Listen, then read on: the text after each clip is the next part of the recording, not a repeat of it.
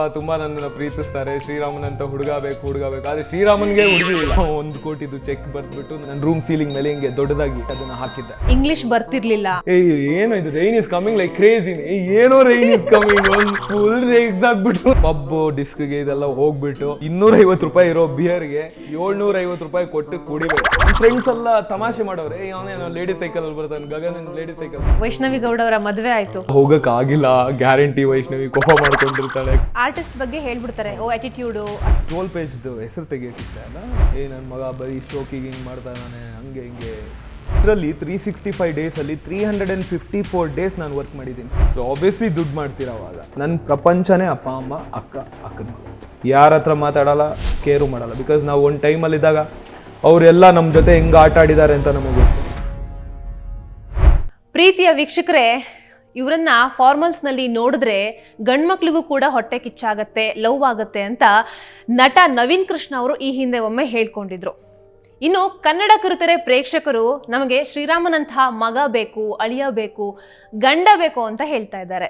ಹೌದು, ನಾನಿವತ್ತು ಸೀತಾರಾಮ ಧಾರಾವಾಹಿ ಖ್ಯಾತಿಯ ನಟ ಗಗನ್ ಚಿನ್ನಪ್ಪ ಅವ್ರ ಬಗ್ಗೆ ಮಾತನಾಡ್ತಿರೋದು. ಇವತ್ತು ನಮ್ಮ ಜೊತೆ ವೆರಿ ಹ್ಯಾಂಡ್ಸಮ್ ಗಗನ್ ಚಿನ್ನಪ್ಪ ಅವರಿದ್ದಾರೆ. ಹೇಗಿದ್ದೀರಾ? Thank you so much, very nice introduction. ನಾನು ಚೆನ್ನಾಗಿದ್ದೀನಿ, ನೀವೇ ಹೇಗಿದ್ದೀರಾ? ನಾನು ಚೆನ್ನಾಗಿದ್ದೀನಿ. ಸೀತಾರಾಮ ಧಾರಾವಾಹಿ ಶೂಟಿಂಗ್ ಮುಗ್ದಿರುವಂಥದ್ದು, ಈಗ ಹೇಗಿದೆ ಲೈಫ್? ಚೆನ್ನಾಗಿದೆ. ಒಂದು ಒಳ್ಳೆ ಗ್ರೋತ್ನ ತಂದುಕೊಡ್ತು Seetharama. So life is amazing, life is going in a very good ಪೇಸಲ್ಲಿ ಒಂದು ಹೋಗ್ತಿದೆ. ಸೊ ಖುಷಿ ಆಗ್ತಿದೆ. ಬೆಳಗ್ಗೆ ಎದ್ದ ಕೂಡಲೇ ಶೂಟಿಂಗ್ಗೆ ಹೋಗ್ತಾ ಇದ್ರಿ, ಇವಾಗ ಅದೊಂದು ಮಿಸ್ ಆಗ್ತಿದೆ. ಅದೇ ಅಡ್ಜಸ್ಟ್ ಆದ್ರಾ ಹೇಗೆ? ಮ್ಯಾನೇಜರ್ದು ಅಲಾರ್ಮ್ ಕಾಲ್ ಒಂದು ಮಿಸ್ ಆಗ್ತಿದೆ. ಬೆಳಿಗ್ಗೆ ಪಾಪ ಎದ್ದಿದ ತಕ್ಷಣ ಒಂದು 7 ಗಂಟೆಗೆ ಅವರೊಂದು ರಿಮೈಂಡರ್ ಕಾಲ್ ಮಾಡ್ತಾ ಇದ್ರು, ಇಷ್ಟು ಗಂಟೆಗೆ ಈ ಲೊಕೇಶನ್ಗೆ ಬಂದ್ಬಿಡ್ಬೇಕು ಅಂತ. ಸೊ ಇವಾಗ ಅದೊಂದು ಸ್ವಲ್ಪ ಮಿಸ್ ಆಗುತ್ತೆ. ಯಾ ಬೇರೆ ಯಾವ ರೀತಿ ಬದಲಾವಣೆಗಳಾಗಿದೆ? ತುಂಬ ಏನು ಬದಲಾವಣೆ ಆಗಿಲ್ಲ.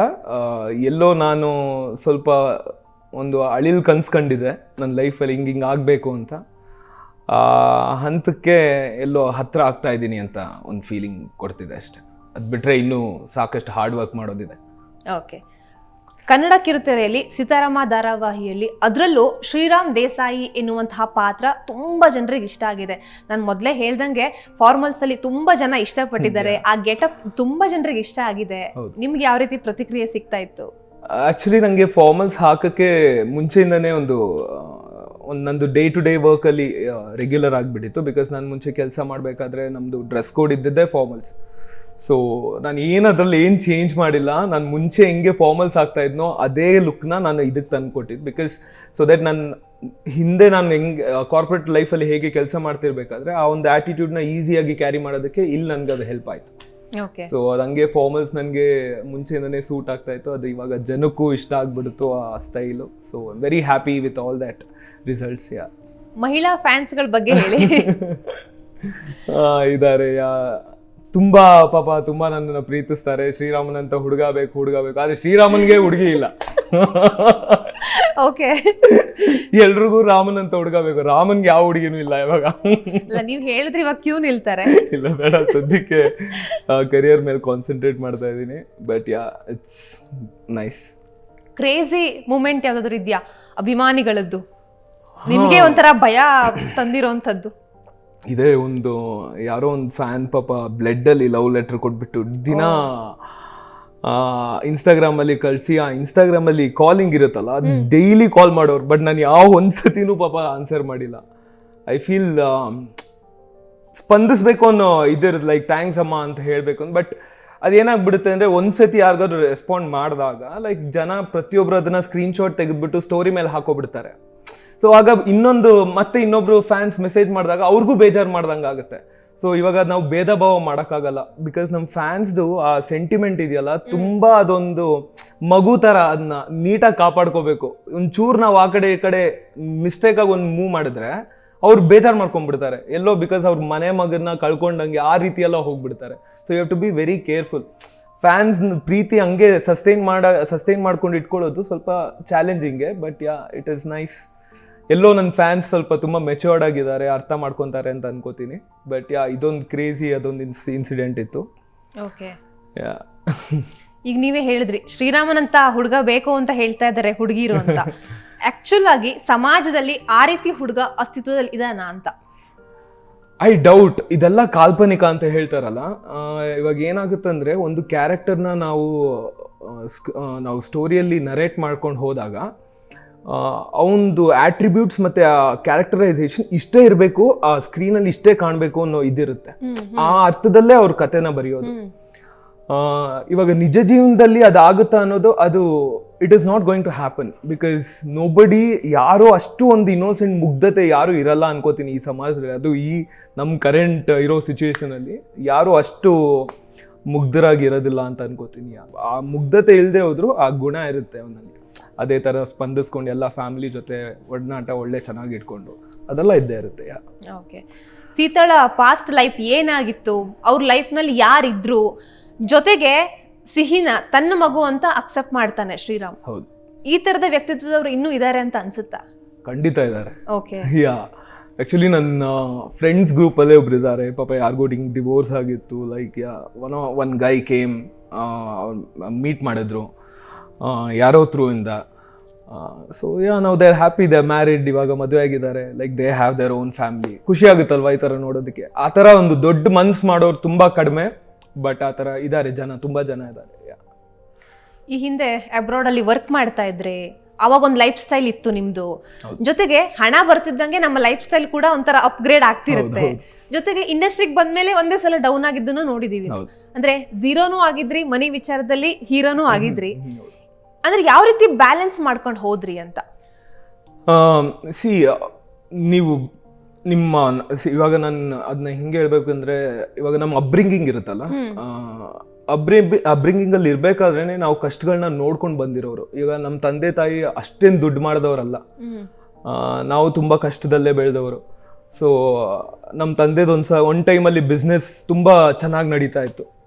ಒಂದೇ ಸತಿ ರಾಕ್ ಬಾಟಮ್ ಆಗಿ ಫುಲ್ ಡೌನ್ಫಾಲ್ ಆಗೋಯ್ತು. ಸೊ ಆ ಟೈಮಲ್ಲಿ ನಾವು ಆ ಟ್ರಾನ್ಸಿಷನ್ ನೋಡಿದ್ದೀವಿ. ನಮ್ಮ ಮನೆಗೆ ಇವಾಗ ಏನೇ ಇರ್ಬೋದು, ನಮ್ಮ ಅಪ್ಪ ಅಮ್ಮ ನಮಗೆ ತೆಕ್ಕೊಡೋ ಬಟ್ಟೆ, ಆಮೇಲೆ ಊಟ ಇರ್ಬೋದು, ಇದೆಲ್ಲ ಕಡಿಮೆ ಆಗುತ್ತೆ. ಸೊ ಆಲ್ರೆಡಿ ನನಗೆ ಇದು ಅಭ್ಯಾಸ ಆಗಿಬಿಟ್ಟಿತ್ತು. ಇದರಲ್ಲಿ ಏನು ನನಗೆ ಕಷ್ಟ ಆಗಲಿಲ್ಲ ಟ್ರಾನ್ಸಿಷನ್ ಆಗೋಕ್ಕೆ. ನಾನು ತುಂಬ ಪ್ರಿಪೇರ್ಡ್ ಆಗಿದ್ದೆ ಆಲ್ರೆಡಿ. ಬಿಕಾಸ್ ನಾನು ಕೆಲಸ ಮಾಡ್ತಿರ್ಬೇಕಾದ್ರೆ ನಾನು ಏನು ಅರ್ನ್ ಮಾಡ್ತಾ ಇದ್ದೆ, ಆಮೇಲೆ ಅಲ್ಲಿ ಬಂದು ಈ ಇಂಡಸ್ಟ್ರಿಗೆ ನಾನು ಕಾಲಿಡಬೇಕಾದ್ರೆ ಯಾರೂ ಅಷ್ಟು ಕೊಡೋದಿಲ್ಲ. ಬಿಕಾಸ್ ಆಬ್ವಿಯಸ್ಲಿ ನೀವು ನಿಮ್ಮ ವರ್ತ್ ಏನು ಅಂತ ತೋರಿಸ್ಕೊಬೇಕು ಪ್ರೊಡ್ಯೂಸರ್ಸ್ಗೆ. ಸೊ ನೀವು so that you should be answerable for producers investment. So ಆ ಟೈಮಲ್ಲಿ ಇದ್ದಾಗ like you have to be always smart ಅಲ್ವಾ. ಸೊ ನಾನು ಆಲ್ರೆಡಿ ಪ್ರಿಪೇರ್ಡ್ ಆಗಿದ್ದೆ ಈ ಥರ ಸಿಚುವೇಶನ್ ಬರುತ್ತೆ ಅಂತ. ಸೊ ನನಗೆ ಅಷ್ಟೊಂದು ಏನು ಕಷ್ಟ ಆಗಲಿಲ್ಲ ಅದನ್ನು ಆಕ್ಸೆಪ್ಟ್ ಮಾಡ್ಕೊಳ್ಳೋದಕ್ಕೆ. ಈಗ ಮನಿ ವಿಚಾರದಲ್ಲಿ ನಾನು ಹೇಳ್ದಂಗೆ, ಈಗ ಸಾಕಷ್ಟು ಹಣ ನೋಡಿದ್ರಿ, ಆಮೇಲೆ ಏನೂ ಇಲ್ದಿರೋಂಥ ಪರಿಸ್ಥಿತಿ, ಎರಡನ್ನೂ ನೋಡಿದ್ರಿ ನೀವು. ಅವಾಗ ಥಾಟ್ ಪ್ರೊಸೆಸ್ ಏನಿತ್ತು ನಿಮ್ಮದು? ಯಾಕೆ ಗುರು ನನಗೆ ಈ ಥರ ಕಷ್ಟ ಬರ್ತಿದೆ, ನನಗೆ ಏನು ಪಾಪ ಮಾಡಿದ್ದೀನಿ, ಒಂದು ಒಳ್ಳೆ ಲೈಫ್ ಕೊಡು ಅಂತ ಯಾವಾಗಲೂ ದೇವ್ರನ್ನ ಬೇಡ್ಕೊತಿದ್ದೆ. ಬಟ್ ನಿಮ್ಮ ಲೈಫಲ್ಲಿ ನಿಮ್ಗೆ ಏನಾದ್ರು ಅಚೀವ್ ಮಾಡಬೇಕಂದ್ರೆ ನೀವು ಬರೀ ದೇವ್ರನ್ನ ನಂಬ್ಕೊಂಡು ಕೂತ್ಕೊಂಡ್ರೆ ಅದು ಆಗಲ್ಲ. ಯು ಹ್ಯಾವ್ ಟು ನಿಮ್ಮ ಕಂಫರ್ಟ್ ಝೋನಿಂದ ನೀವು ಹೊರಗೆ ಬರಬೇಕು, ಹೊರಗಿನ ಪ್ರಪಂಚ ಜೊತೆ ಬೆರಿಬೇಕು. ಆಮೇಲೆ ಎಲ್ಲ ಸ್ಟ್ರಗಲ್ಗಳನ್ನ ನೋಡಿದ್ರೇ ನಿಮ್ಗೆ ಇದೊಂದು ಸಿಗೋದು ಆ ಸಕ್ಸಸ್. ಇಲ್ಲ ಅಂದರೆ ನಿಮ್ಗೆ ಯಾರು ಆ ಥರ ಸಕ್ಸಸ್ ತೊಗೊಬಂದು ನಿಮ್ಮ ಟೇಬಲ್ ಮುಂದೆ ಇಟ್ಕೊಡಲ್ಲ. ಈ ಹಿಂದೆ ಸುದರ್ಶನ್ ರಂಗಪ್ರಸಾದ್ ಸೀರಿಯಲ್ ಹೀರೋ ಒಂದು ಮಾತನ್ನ ಹೇಳಿದ್ರು, ನನ್ನ ಜೊತೆ 4 ಜನ ಬಂದು ಫೋಟೋ ತಗೋತಾರೆ, ಬಟ್ ನನಗೆ ಪೆಟ್ರೋಲಿಗೆ ದುಡ್ಡು ಯಾರೂ ಕೊಡಲ್ಲ, ನನ್ನ ಮನೆಗೆ ರೇಷನ್ ಯಾರು ತಂದ್ಕೊಡಲ್ಲ ಅಂತ. ಒಂದು ಕಡೆ ಜನಪ್ರಿಯತೆನೂ ಇರುತ್ತೆ, ಇನ್ನೊಂದು ಕಡೆ ಜನ ಮಾತಾಡಿಸ್ತಾರೆ, ಎಲ್ಲ ಸರಿ, ಬಟ್ ಮನಿನೇ ಇಲ್ಲ ಅಂತಂದ್ರೆ ಅಥವಾ ಒಂಥರ ಸ್ಟ್ರಗಲ್ ಬೇರೆ ಥರ ಅಲ್ವಾ ಅಂತ. ಇದು ಲೈಕ್ ತುಂಬ ಡೀಪ್ ಇದೆ ಈ ಟಾಪಿಕ್ ಹೇಳಬೇಕಂದ್ರೆ. ಬಿಕಾಸ್ ಏನನ್ಕೋತಾರೆ, ನಾವು ಈ ಸಿನಿಮಾ ಪ್ರಪಂಚದಲ್ಲಾಗಲಿ ಸೀರಿಯಲ್ ಪ್ರಪಂಚದಲ್ಲಿ ಎಲ್ಲ ಎಂಟರ್ಟೈನ್ಮೆಂಟ್ ಫೀಲ್ಡ್ಗೆ ಸೇರೋದು. ಹೊರಗಡೆ ಜಗತ್ತಿಗೆ ಏನನ್ಕೋತಾರೆ, ನಾವು ಒಂದು ಒಳ್ಳೆ ಬಟ್ಟೆ ಹಾಕೊಂಡ್ಬಿಟ್ರೆ, ಒಂದು ಗಾಡಿ ಹಿಡ್ಕೊಂಡ್ಬಿಟ್ರೆ ಅವ್ನಿಗೇನು ಗುರು ಸಿನಿಮಾದಲ್ಲಿ ಒಳ್ಳೆ ದುಡ್ಡು ಬರುತ್ತೆ, ಸೀರಿಯಲಲ್ಲಿ ಒಳ್ಳೆ. ಆ್ಯಕ್ಚುಲಿ ಇನ್ ರಿಯಲ್ ಅಷ್ಟು ಇರೋದಿಲ್ಲ. ಎಷ್ಟೋ ಜನ ಇವಾಗ ತುಂಬ ಕಡಿಮೆ ಪೇಮೆಂಟ್ಗೆ ವರ್ಕ್ ಮಾಡ್ತಿರ್ತಾರೆ. ಪಾಪ ಅವ್ರಿಗೆ ಕೈಯಿಂದ ಬಾಯಿಗೆ ಅಷ್ಟೇ ಆಗೋವರೆಗೂ ಅಷ್ಟೇ ದುಡ್ಡಿರುತ್ತೆ. ಬಟ್ ಹೊರಗಡೆ ಪ್ರಪಂಚಕ್ಕೆ ಅದು ಗೊತ್ತೇ ಆಗಲ್ಲ. ಇವಾಗ 4 ಜನ ನೀವು ಹೇಳ್ದಂಗೆ ಫೋಟೋ ತೊಗೋದ್ರೆ ಎಲ್ಲರೂ ಚೆನ್ನಾಗಿ ಕಾಣ್ತೀವಿ, ನಾವು ಎಲ್ಲರೂ ಬಂದು ಎಲ್ಲರೂ ಸ್ಪಂದಿಸ್ತಾರೆ. ಬಟ್ ಇನ್ ರಿಯಲ್ ಯಾರೂ ಅದನ್ನು ಹೇಳ್ಕೊಳ್ಳೋದೇ ಇಲ್ಲ. ಇವಾಗ ನಮಗೆ ಎಷ್ಟು ಕಷ್ಟ ಇದ್ರು, ಇವಾಗ ನಾನು ಅದನ್ನು ತೋರಿಸ್ಕೊಳ್ಳೋದಿಲ್ಲ. ಇವಾಗ ನನ್ನ ಕಷ್ಟನ ಹೇಳ್ಕೊಂಡು ನಾನು ಮರ್ಸಿ ತೊಗೋಬೇಕು ಆ ಅವಶ್ಯಕತೆ ಇಲ್ಲ. ಅದ್ರ ಬದಲು ವರ್ಕ್ ಹಾರ್ಡ್, ಇನ್ನೂ ಪ್ರಯತ್ನ ಪಟ್ಟು ಒಂದು ಒಳ್ಳೆ ಕೆಲಸ ಸಿಗಲಿ, ಒಂದು ಒಳ್ಳೆ ಪ್ರಾಜೆಕ್ಟ್ ಸಿಗೋ ಥರ ಮಾಡ್ಕೊಳ್ಳಿ. ಸೊ ನಿಮ್ಮ ಜೀವನನ ಚೆನ್ನಾಗಿ ನೋಡ್ಕೊಂಡು ಹೋಗ್ಬೋದು ಆವಾಗ. ಈಗ ಶಾರುಖ್ ಖಾನ್ ಅವರು ಇರ್ಬೋದು, ಜಗ್ಗೇ ಸರ ಇರ್ಬೋದು, ಒಂದು ಮಾತನ್ನ ಹೇಳ್ತಾರೆ, ಅಂದ್ರೆ ಕಲಾವಿದನಿಗೂ ವೀಕ್ಷಕರಿಗೂ ಒಂದು ಅಂದ್ರೆ ಅಂತರ ಇರಬೇಕು ಅಂತ, ಗ್ಯಾಪ್ ಇರಬೇಕು. ಈಗ ಕಲಾವಿದ ಹೇಗೆ ಏನು ಎತ್ತ ಅವನ ರಿಯಾಲಿಟಿ ಗೊತ್ತಾಯ್ತು ಅಂತಂದ್ರೆ ವೀಕ್ಷಕರಿಗೆ ಕುತೂಹಲ ಇರಲ್ಲ, ಹೌದು, ಕಳ್ಕೊಂಡ್ಬಿಡ್ತಾರೆ. ಈಗ ಶಾರುಖ್ ಖಾನ್ ಅವ್ರು ಇವತ್ತು ಕೂಡ ಪಾರ್ಟಿ ಮಾಡಿದ್ರೆ ಬ್ಯಾಕ್ ಡೋರ್ ಇಂದಾನೆ ಹೋಗ್ತಾರೆ, ಲೈಮ್ ಲೈಟಿಗೆ ಬರಲ್ಲ, ಸಿನಿಮಾಗಳಲ್ಲಷ್ಟೇ ಕಾಣಿಸ್ಕೊಳ್ತಾರೆ, ಆಮೇಲೆ ಹೋಗ್ತಾರೆ. ಆ ರೀತಿ ಒಂದು ಲೈಫ್ ಸ್ಟೈಲ್ನ ನಾವು ಫಾಲೋ ಮಾಡಬೇಕು. ಈಗ ಕಲಾವಿದ ಅಂತ ಅಂದ್ಕೊಳ್ಳೆ ಈಗ ಸಿಂಪಲ್ ಲೈಫ್ ಬದುಕು ಲೀಡ್ ಮಾಡಬೇಕು ಅಂತ ಅಂದಾಗ ಬೇಕಾಬಿಟ್ಟು ಎಲ್ಲೋ ತಿರುಗಾಡಕ್ಕಾಗಲ್ಲ. ಅಂದ್ರೆ ವೀಕ್ಷಕರು ನಮ್ಮನ್ನ ಒಂದು ಸ್ಥಾನದಲ್ಲಿ ಇಟ್ಟು ನೋಡುವಾಗ ಅದೇ ತರ ಇರ್ಬೇಕಾಗತ್ತೆ. ಇದು ಆಕ್ಚುಲಿ ಎಷ್ಟು ಕಷ್ಟ ಅಂತ. ಏನಾಗ್ಬಿಡುತ್ತೆ ಅಂದ್ರೆ ಇವಾಗ ಮೈಸೂರು ಪಾಕ್ನ ಒಂದೊಂದು ಚೂರೇ ತಿನ್ಬೇಕು. ನೀವ್ ಇವಾಗ ಜಾಸ್ತಿ ತಿಂತ ಹೋದ್ರೆ ಏನಾಗುತ್ತೆ, ಹೊಡೆದ್ಬಿಡುತ್ತೆ, ಅಯ್ಯೋ ಬೇಡ ಸಾಕು ಅಂತ ಅನ್ಸ್ಬಿಡುತ್ತೆ. ಹಂಗೆ ನಮ್ ಲೈಫು ಅದೇ ತರ. ನೀವ್ ಜಾಸ್ತಿ ಯಾವಾಗ ಕಾಣಿಸ್ಕೋತಿರೋ, ಇವಾಗ ಕಾಣಿಸ್ಕೊತಾನೆ ಇರ್ತೀರಾ, ಅವಾಗ ಜನ ಏನ್ ಅನ್ಕೋತಾರೆ, ನಮ್ಮಲ್ಲಿ ಇವನೊಬ್ಬ ಅಂತ ಅನ್ಕೊಂಡ್ಬಿಡ್ತಾರೆ. ಸೊ ಇವಾಗ ನಾವ್ ಏನೇ ಒಂದ್ ಇವಾಗ ನಮ್ ಕೋಪ ಇದ್ರು ಆಗ್ಲಿ, ಯಾವ ತರ ನಮ್ದು ಮೂಡ್ ಚೆನ್ನಾಗಿರಲ್ಲ, ಯಾರ ಮೇಲೆ ರೇಗ್ಬಿಟ್ಟಿರ್ತೀವಿ, ಅವಾಗ ಜನ ಏನ್ ಗೊತ್ತಾ, ಇವ್ನು ಹಿಂಗೆ ಎಗರಾಡ್ತಾವ.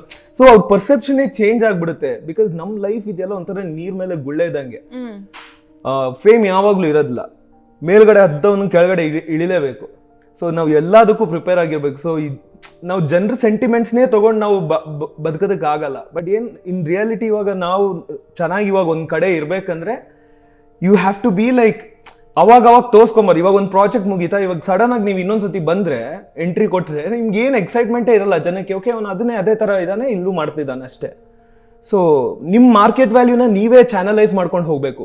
ಫಾರ್ ಎಕ್ಸಾಂಪಲ್ ನೀವು ಶಾರುಖ್ ಖಾನ್ ಬಗ್ಗೆ ಹೇಳಿರಿ, ಅವ್ರ ತರ ಮಾರ್ಕೆಟಿಂಗ್ ಯಾರು ಮಾಡ್ತಾರೆ ಹೇಳಿ? He doesn't have a PR team anything, but the way he markets next level ಅಲ್ಲಿ ಮಾಡ್ತಾರೆ ಅವರು. ಒಂದು ಪ್ರಾಜೆಕ್ಟ್ ಆದ್ಮೇಲೆ ಏನಕ್ಕೆ ಗ್ಯಾಪ್ ತಗೋತಾರೆ. ಇವಾಗ ಬಿಡಿ ಬಾಲಿವುಡ್ ಬಿಡಿ, ನಮ್ಮ ಕರ್ನಾಟಕದ ನಮ್ ಎಸ್ ಸರ್ ಬಗ್ಗೆ ಮಾತಾಡೋಣ. ಅವ್ರು ಎಷ್ಟು ಚೆನ್ನಾಗಿ ಮಾರ್ಕೆಟ್ ಮಾಡ್ಕೊಂಡಿದ್ದಾರೆ ನೋಡಿ. ಇವಾಗ ಒಂದು ಸಿನಿಮಾ ಆದ್ಮೇಲೆ ಎಲ್ಲೂ ಕಾಣಿಸ್ಕೊಳ್ಳಿಲ್ಲ, ಬೇರೆ ಯಾವ್ದೋ ಮಾಡಿದ್ರು, ಮಧ್ಯದಲ್ಲಿ ಅದನ್ನ ಬೇಗ ಬ್ಯಾಕ್ಔಟ್ ಆದ್ರು, ಆಮೇಲೆ ಮತ್ತೆ ಇನ್ನೊಂದು ಮಾಡಿದ್ರು. ಎಲ್ಲೋ ಅವ್ರದ್ದೇನು ಜಾಸ್ತಿ ತೋರಿಸ್ಕೊಳ್ಳೋದು, ಎಲ್ಲಿ ಜಾಸ್ತಿ you should always keep your market rise high. So ನೀವು ಜಾಸ್ತಿ ಜನಕ್ಕೆ ಕಣ್ಣು ನೋಡಿದಷ್ಟು ನಿಮ್ಮನ್ನ ಜನ ಓಕೆ ಇವ್ನು ರೆಗ್ಯುಲರ್ ಅಂತ ಅನ್ಕೊಂಡ್ಬಿಡ್ತಾರೆ. ಸೊ ಆ ಪ್ರೈಸಿ ಇದನ್ನ ಸ್ವಲ್ಪ ಇಟ್ಕೊಬೇಕು ಅಂತ ಹೇಳ್ತೀನಿ ಕಲಾವಿದರಿಗೆ. ಕನ್ನಡದಲ್ಲಿ ನಿಮ್ಮನ್ನ ಬಿಟ್ರೆ ಕಿರಣ್ ರಾಜ್ ಅಂತ ಅನ್ಸುತ್ತೆ. ಅಂದ್ರೆ ಪಬ್ಲಿಕ್ ಒಂದೊಂದಷ್ಟು ಇವೆಂಟ್ಗಳಲ್ಲಿ ಬಿಟ್ರೆ ಅಷ್ಟ ಎಲ್ಲೂ ಕಾಣಿಸ್ಕೊಳ್ಳಲ್ಲ, ಅಥವಾ ಯಾವ ಫಂಕ್ಷನ್ಸ್ ಅಲ್ಲಿ ಫೋಟೋ ಹುಡುಕಿದ್ರು ಸಿಗಲ್ಲ. ಏನ್ ರೀಸನ್ ಅಂತ? ಅಂದ್ರೆ ಜನರ ಜೊತೆ ದೂರ ಇರೋದ ಅಥವಾ? ನಮ್ಮಿಬ್ರದ್ದು ಮೈಂಡ್ ಸೆಟ್ ಎಲ್ಲೋ ಒಂದ್ ಸ್ವಲ್ಪ ಒಂದೇ ತರ ಇದೆ ಆಕ್ಚುಲಿ. ಅದಲ್ದೆ ಲೈಕ್ ನಾವು ತುಂಬಾ ನಾವು ಆಕ್ಚುಲಿ ನಾವು ಹೆಂಗೆ ಹೇಳೋದಂದ್ರೆ ಗೊತ್ತಾಗ್ತಿಲ್ಲ. ನಮಗೆ ಕರಿಯರ್ ಅಂದರೆ ತುಂಬ ಇಂಪಾರ್ಟೆನ್ಸ್. ನಮಗೆ ನೀವು ಫಸ್ಟ್ ಯಾವುದೇ ಕೇಳಿದ್ರು ನಮ್ದು ಟಾಪ್ ಪ್ರಯಾರಿಟಿ ಕರಿಯರೇ ಬರೋದು, ಆಮೇಲೆ ಮಿಕ್ಕಿದೆಲ್ಲ.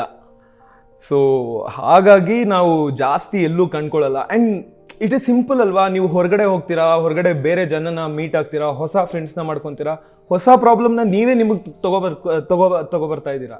ಅದ್ರ ಬದಲು ಕಮ್ಮಿ ಫ್ರೆಂಡ್ಸ್ ಇಟ್ಕೊಳ್ಳಿ, ಕಮ್ಮಿ ಸರ್ಕಲ್ನ ಚಿಕ್ಕದಾಗಿ ಇಟ್ಕೊಳ್ಳಿ, ಯಾರೋ 2-4 ಜನ ಇಟ್ಕೊಳ್ಳಿ ನಿಮ್ಮ ಕಷ್ಟಕ್ಕೆ ಆಗೋರಿಗೆ. ಸೊ ಎಲ್ಲೋ 12 ಗಂಟೆ ಕಾಲ್ ಮಾಡಿದಾಗ ಯಾರಾದ್ರೂ ಒಬ್ರು ಕಾಲ್ ರಿಸೀವ್ ಮಾಡ್ತಾರೆ ಅಂದರೆ ಅಂಥವ್ರನ್ನ ಇಟ್ಕೊಳ್ಳಿ. ಸುಮ್ಮನೆ ಎಲ್ಲರೂ ಫ್ರೆಂಡ್ಸ್ ಅಂತ ಎಲ್ಲರೂ ಯಾರು ಅಷ್ಟು ನಿಮಗೆ ಸ್ಪಂದಿಸಲ್ಲ.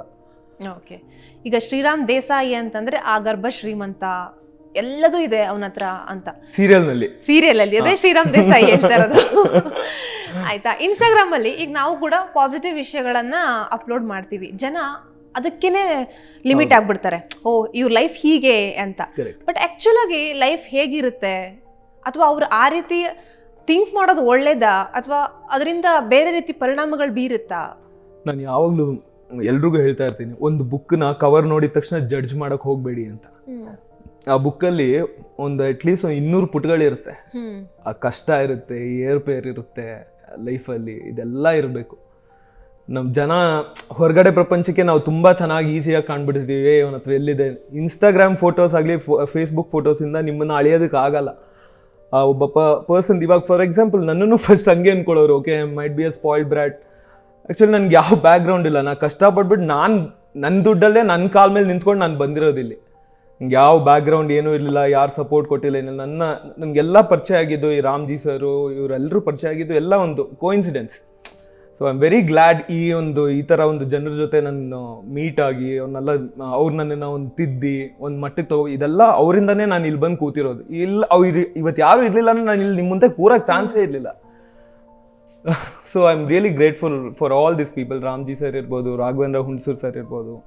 ಯಾ, ಮಂಗಳಗೌರಿ ಧಾರಾವಾಹಿ ರಾಜೀವನಿಂದ ಸೀತಾರಾಮ ಧಾರಾವಾಹಿ ಶ್ರೀರಾಮನವರೆಗೆ ಅಜಗಜಾಂತರ ವ್ಯತ್ಯಾಸ ಅನ್ಬೋದು ಈ ಪಾತ್ರದ ಬಗ್ಗೆ ಅಥವಾ ಜನರು ಸ್ವೀಕಾರ ಮಾಡಿರೋದ್ರ ಬಗ್ಗೆ.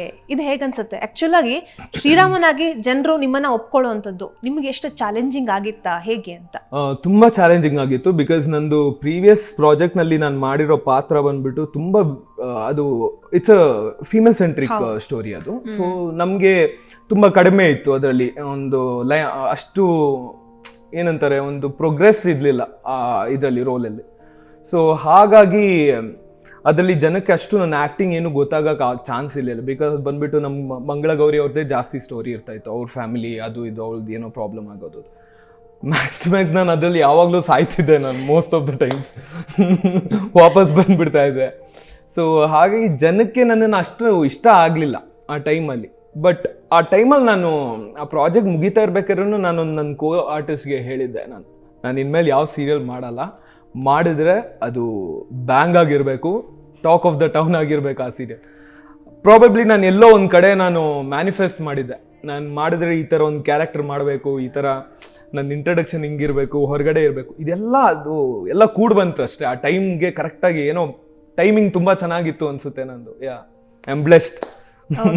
ಈಗ ಎಲ್ಲರೂ ಶ್ರೀರಾಮ್ ತರ ಬದುಕಬೇಕು ಅಂತ ಅನ್ಕೋತಾರೆ.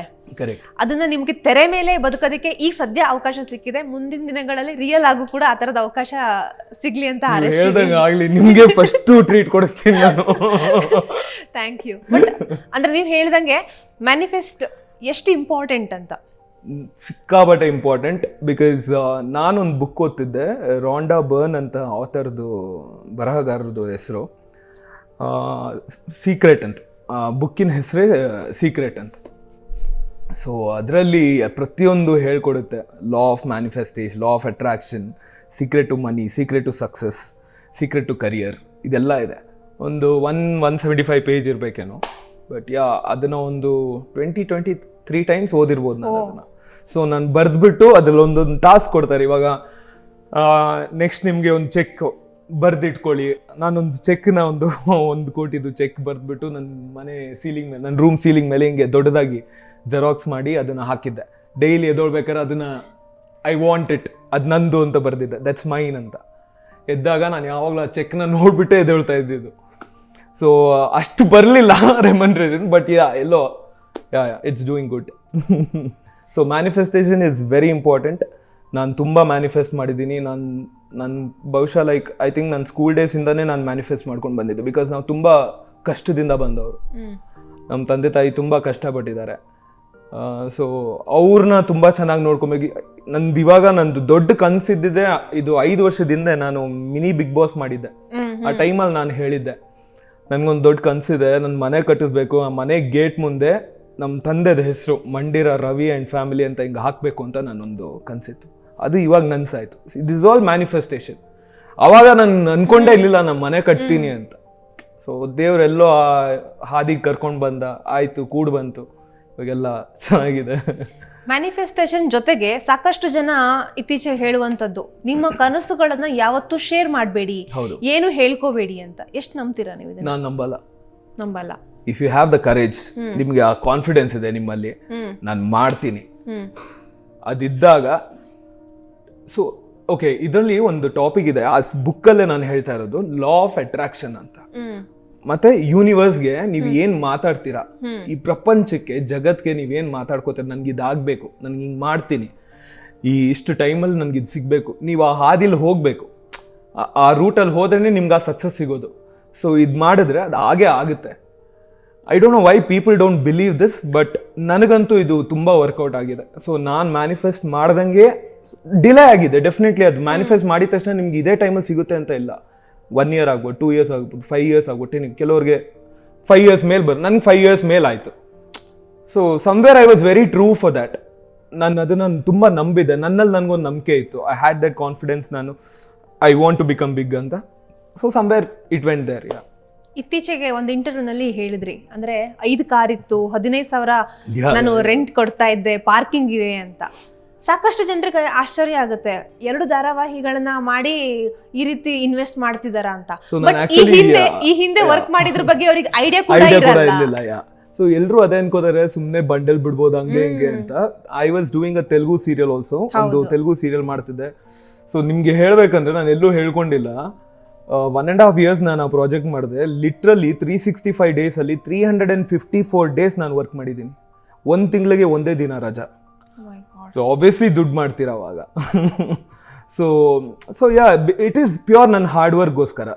ನನ್ನ ಹಾರ್ಡ್ ವರ್ಕ್ ಮಾಡಿದ್ದಕ್ಕೆ ನಾನು ಅಷ್ಟು ಕಾರ್ ತೊಗೊಳಕ್ಕೆ ಸಾಧ್ಯ ಆಗಿದ್ದು. ಆ್ಯಂಡ್ ಮುಂಚೆಯಿಂದನೇ ನಾನು ಚಿಕ್ಕವನಿಂದ ಇರಬೇಕಾದ್ರೇ ನನಗೆ ಕಾರ್ ಹುಚ್ಚಿತ್ತು. ನಾನು 2nd PUC ಮುಗ್ದಿದ ತಕ್ಷಣ ನಾನು ಫಸ್ಟ್ ಇಯರ್ ಡಿಗ್ರಿ ಮಾಡ್ತಿರ್ಬೇಕಾದ್ರೆ ನಾನು ಕಾಲ್ ಸೆಂಟ್ರಲ್ಲಿ ಆದಿತ್ಯ ಬಿರ್ಲಾ ಮಿನಾಕ್ಸಿಗೆ ಹೋಗಿ ಕೆಲಸ ಮಾಡ್ತಿದ್ದೆ. ಈವ್ನಿಂಗ್ 3:30 to 12:30 ಜಾಬ್ ಮಾಡ್ತಿದ್ದೆ. ಸೊ ಆ ಟೈಮಲ್ಲಿ ಇದ್ದಾಗಲೇ ನಾನು ಒಂದು ಬಲಿನೋ ತೆಗೆದಿದ್ದೆ at the age of 19. So ನನಗೆ ಆಗ್ಲಿಂದನೇ ಒಂದು ಕಾರು ಹುಚ್ಚಿತ್ತು. ಸೊ ಅದು ಎಲ್ಲೋ ಇದು ಬಂದಾಗ ಇದೆಲ್ಲ ಆಯಿತು, ನನಗೆ ಇದೆಲ್ಲ ತೆಗಿಬೇಕು ಅಂತಿತ್ತು, ತೆಗೆದೆ. ಇವಾಗೆಲ್ಲ ಮಾರಿದ್ದೀನಿ.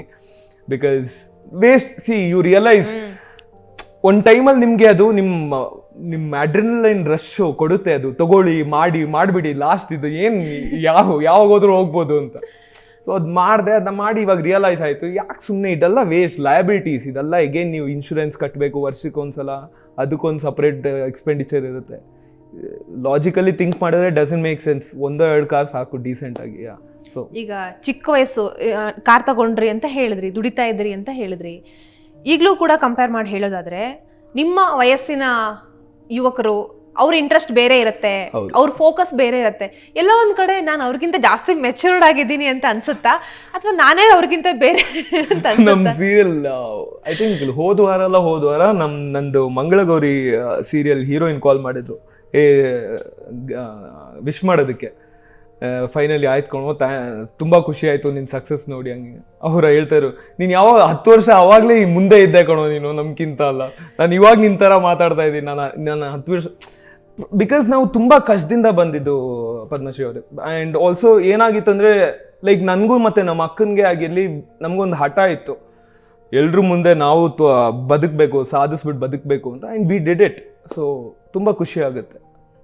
ಈಗ ಲೈಫ್ ಹೇಗಿದೆ ಈ ಹಿಂದಿನ ದಿನಗಳನ್ನೆಲ್ಲ ಕಂಪೇರ್ ಮಾಡಿ ಹೇಳೋದಿದ್ರೆ? ಫಸ್ಟು ನಮ್ಮ ಅಪ್ಪ ಅಮ್ಮ ಲೈಫ್ ಇವಾಗ ಹೇಗಿದೆ ಅಂತ ನಂಬ್ತಾ ಇರಲಿಲ್ಲ, ಹಿಂಗೆಲ್ಲ ಆಯಿತು ಅಂತ. ಬಿಕಾಸ್ ನಂಬಿಕೆ ಇರಲಿಲ್ಲ. ಆ್ಯಕ್ಟಿಂಗ್ ಮಾಡ್ತೀನಿ, ಇಂಡಸ್ಟ್ರಿಗೆ ಹೋಗ್ತೀನಿ ಅಂತ ಹೇಳಿದಾಗಲ್ಲ ಅವ್ರಿಗೆ ಏನೋ ಒಂಥರ ತುಂಬ ಏನೋ ಕೆಟ್ಟೋಗ್ಬಿಡ್ತಾನೆ. ಪ್ರತಿಯೊಂದು ಮನೇಲೂ ಇದೇ ಗೋಳು. ಯಾವಾಗ ನೀವು ಮೀಡಿಯಾಗೆ ಎಂಟರ್ ಆಗ್ತೀನಿ ಅಂದರೆ ಅವಾಗ ಇಲ್ಲ, ಅದು ಒಳ್ಳೆ ಲೈನ್ ಅಲ್ಲ, ಏನಕ್ಕೆ ಸುಮ್ಮನೆ ರಿಸ್ಕ್ ತೊಗೋತೀಯಾ, ಎಷ್ಟು ಜನರದ್ದು ಲೈಫ್ ಹಾಳಾಗಿದೆ. ಕೊಡೋದೇ ನೆಗೆಟಿವ್ ಎಕ್ಸಾಂಪಲ್, ಪಾಸಿಟಿವ್ ಎಕ್ಸಾಂಪಲೇ ಕೊಡೋದಿಲ್ಲ. ಯಶ್ ಸರ್ದು ಮಾತಾಡ್ಬೋದು, ದರ್ಶನ್ ಸರ್ದು ಮಾತಾಡ್ಬೋದು, ಇವರೆಲ್ಲ ಸಕ್ಸಸ್ ಎಷ್ಟು ಪಾಸಿಟಿವ್. ಸೊ ಇದೆಲ್ಲ ಮಾತಾಡೋದೇ ಇಲ್ಲ ಯಾವ ಮನೆಯಲ್ಲೂ. ಸೊ ಈ ಥರ ಇದ್ದಾಗ ಇವಾಗ ಎಲ್ಲ ಚೇಂಜ್ ಆಗಿ ಬಂತು, ಇವಾಗೆಲ್ಲ ಒಟ್ಟಿಗೆ ಇದ್ದೀವಿ ಖುಷಿಯಾಗಿ. ಇವಾಗ ನಂಬ್ತಾರೆ, ಓಕೆ ಎಲ್ಲೋ ಕೈ ಹಿಡ್ದಿದೆ ಅವ್ನಿಗೆ ಇಂಡಸ್ಟ್ರಿ, ಅವ್ನು ಇಲ್ಲೇ ಇರಲಿ ಅಂತ. ಇಲ್ಲಾಂದ್ರೆ SI ಮಾಡಬೇಕು ಅಂತ ಇದ್ರು ನಮ್ಮಪ್ಪ ಒಂದು ಟೈಮಲ್ಲಿ. ನಾನು ಓದೋ ಹುಡುಗ ಅಲ್ಲ. ಓಕೆ, ಈ ಹಿಂದೆ ನೀವು ಹೇಳಿದ್ರಿ ಧಾರಾವಾಹಿ ಮಾಡಿದೆ, ವರ್ಷಾನುಗಟ್ಲೆ ಕೆಲಸ ಮಾಡಿದೆ, ಮಂತ್ಲಿ 1 ರಜಾ ಇತ್ತು ಅಂತ. ಈಗ ಯೂಶ್ವಲಿ ಸಾಮಾನ್ಯವಾಗಿ ಜನರು ವೀಕ್ ಡೇಸ್ ಬಂದ್ರೆ ಮುಗಿಸ್ಕೊಂಡು ವೀಕೆಂಡಿಗೋಸ್ಕರ ಕಾಯ್ತಿರ್ತಾರೆ. ಬಟ್ ನೀವು ಅಷ್ಟೆಲ್ಲ ವರ್ಕ್ ಮಾಡಿದ್ರಿ, ಹೇಗಿತ್ತು ಅಂತ ಮನಸ್ಥಿತಿ?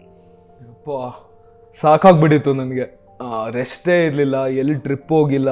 ನಂದು ನನ್ನ ಬೆಸ್ಟ್ ಫ್ರೆಂಡ್, ಚೈಲ್ಡ್ಹುಡ್ ಫ್ರೆಂಡದು ಮದುವೆ ಹೋಗೋಕೆ ಆಗಲಿಲ್ಲ ನನಗೆ.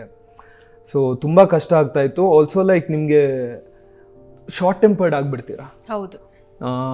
ಲೈಕ್ ಏನಾಗ್ಬಿಡುತ್ತೆ ಅಂದರೆ ನಿಮಗೆ ಮೈಂಡ್ ಸ್ಪೇಸೇ ಇರೋದಿಲ್ಲ, ಫ್ರೀ ಸ್ಪೇಸೇ ಇರೋದಿಲ್ಲ. ನೀವು ಮನೆಗೆ ಬರ್ತೀರಾ, ಆ ಮನೆಗೆ ಬರ್ಬೇಕಾದ್ರೂ 10:30-11 ಗಂಟೆ ಆಗಿಬಿಟ್ಟಿರುತ್ತೆ. ಅಲ್ಲಿ ಊಟ ಮಾಡ್ತೀರಾ, ಜಸ್ಟ್ ಮಲ್ಗಕ್ಕೆ ಬರ್ತೀರಾ, ಎದೊಳ್ತೀರಾ, ಮತ್ತೆ ಸೆಟ್ಟಲ್ಲಿ ಇರ್ತೀರಾ. ಆಮೇಲೆ ನಾವು ಅನ್ಕೊಂತೀವಿ ನಾವು ಬೇರೆ ಇಂಡಸ್ಟ್ರಿಗೆ ಹೋದಾಗ ಅಲ್ಲಿ ತುಂಬ ಟ್ರೀಟ್ಮೆಂಟ್, ನಥಿಂಗ್ ಡೂಯಿಂಗ್. ಅಲ್ಲಂತೂ ಇನ್ನೂ ರುಬ್ತಾರೆ, ನಿಮ್ಮನ್ನು ಹಿಂಡ್ಬಿಡ್ತಾರೆ. ನೀವು ಅಲ್ಲಿ ಹೋಗೋದು 7 ದಿನ.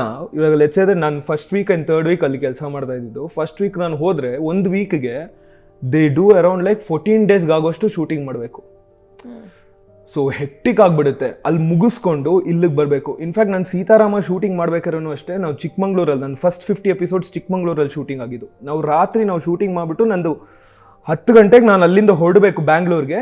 3 o'clock ನಾನು ರೀಚ್ ಆಗಬೇಕು. 4 o'clock 4:35 ನಾನು ಅಲ್ಲಿ 5 ಗಂಟೆಗೆ ನಾನು ಏರ್ಪೋರ್ಟಲ್ಲಿ ಇರಬೇಕು. ಬಿಕಾಸ್ ನಾನು ಹೈದರಾಬಾದ್ಗೆ ಹೋಗ್ಬೇಕು. ಬರ್ಬೇಕಾದ್ರೆ ಆಕ್ಸಿಡೆಂಟ್ ಆಗೋಯ್ತು ನಮ್ಮ ಗಾಡಿ. ನಾನು ಅಶೋಕ ಮತ್ತು ಅಶೋಕ್ ಸಂದೀಪ್ ಸರ್ ಅಂತ ಒಬ್ಬರು ಸೀನಿಯರ್ ಆರ್ಟಿಸ್ಟ್ ಇದ್ದಾರೆ, ಅವರಿದ್ದರು. ಮಗ ನನಗೆ ಎನಿ ಕಾಸ್ಟ್ ನನಗೆ ಶೂಟಿಂಗ್ ಹೋಗಲೇಬೇಕು, ಏನು ಮಾಡಿ ನಾನು ಮಧ್ಯ ರೋಡಲ್ಲಿ ಹೋಗ್ಬಿಟ್ಟು ಒಂದು ಲಾರಿ ನಿಲ್ಲಿಸ್ಬಿಟ್ಟೆ.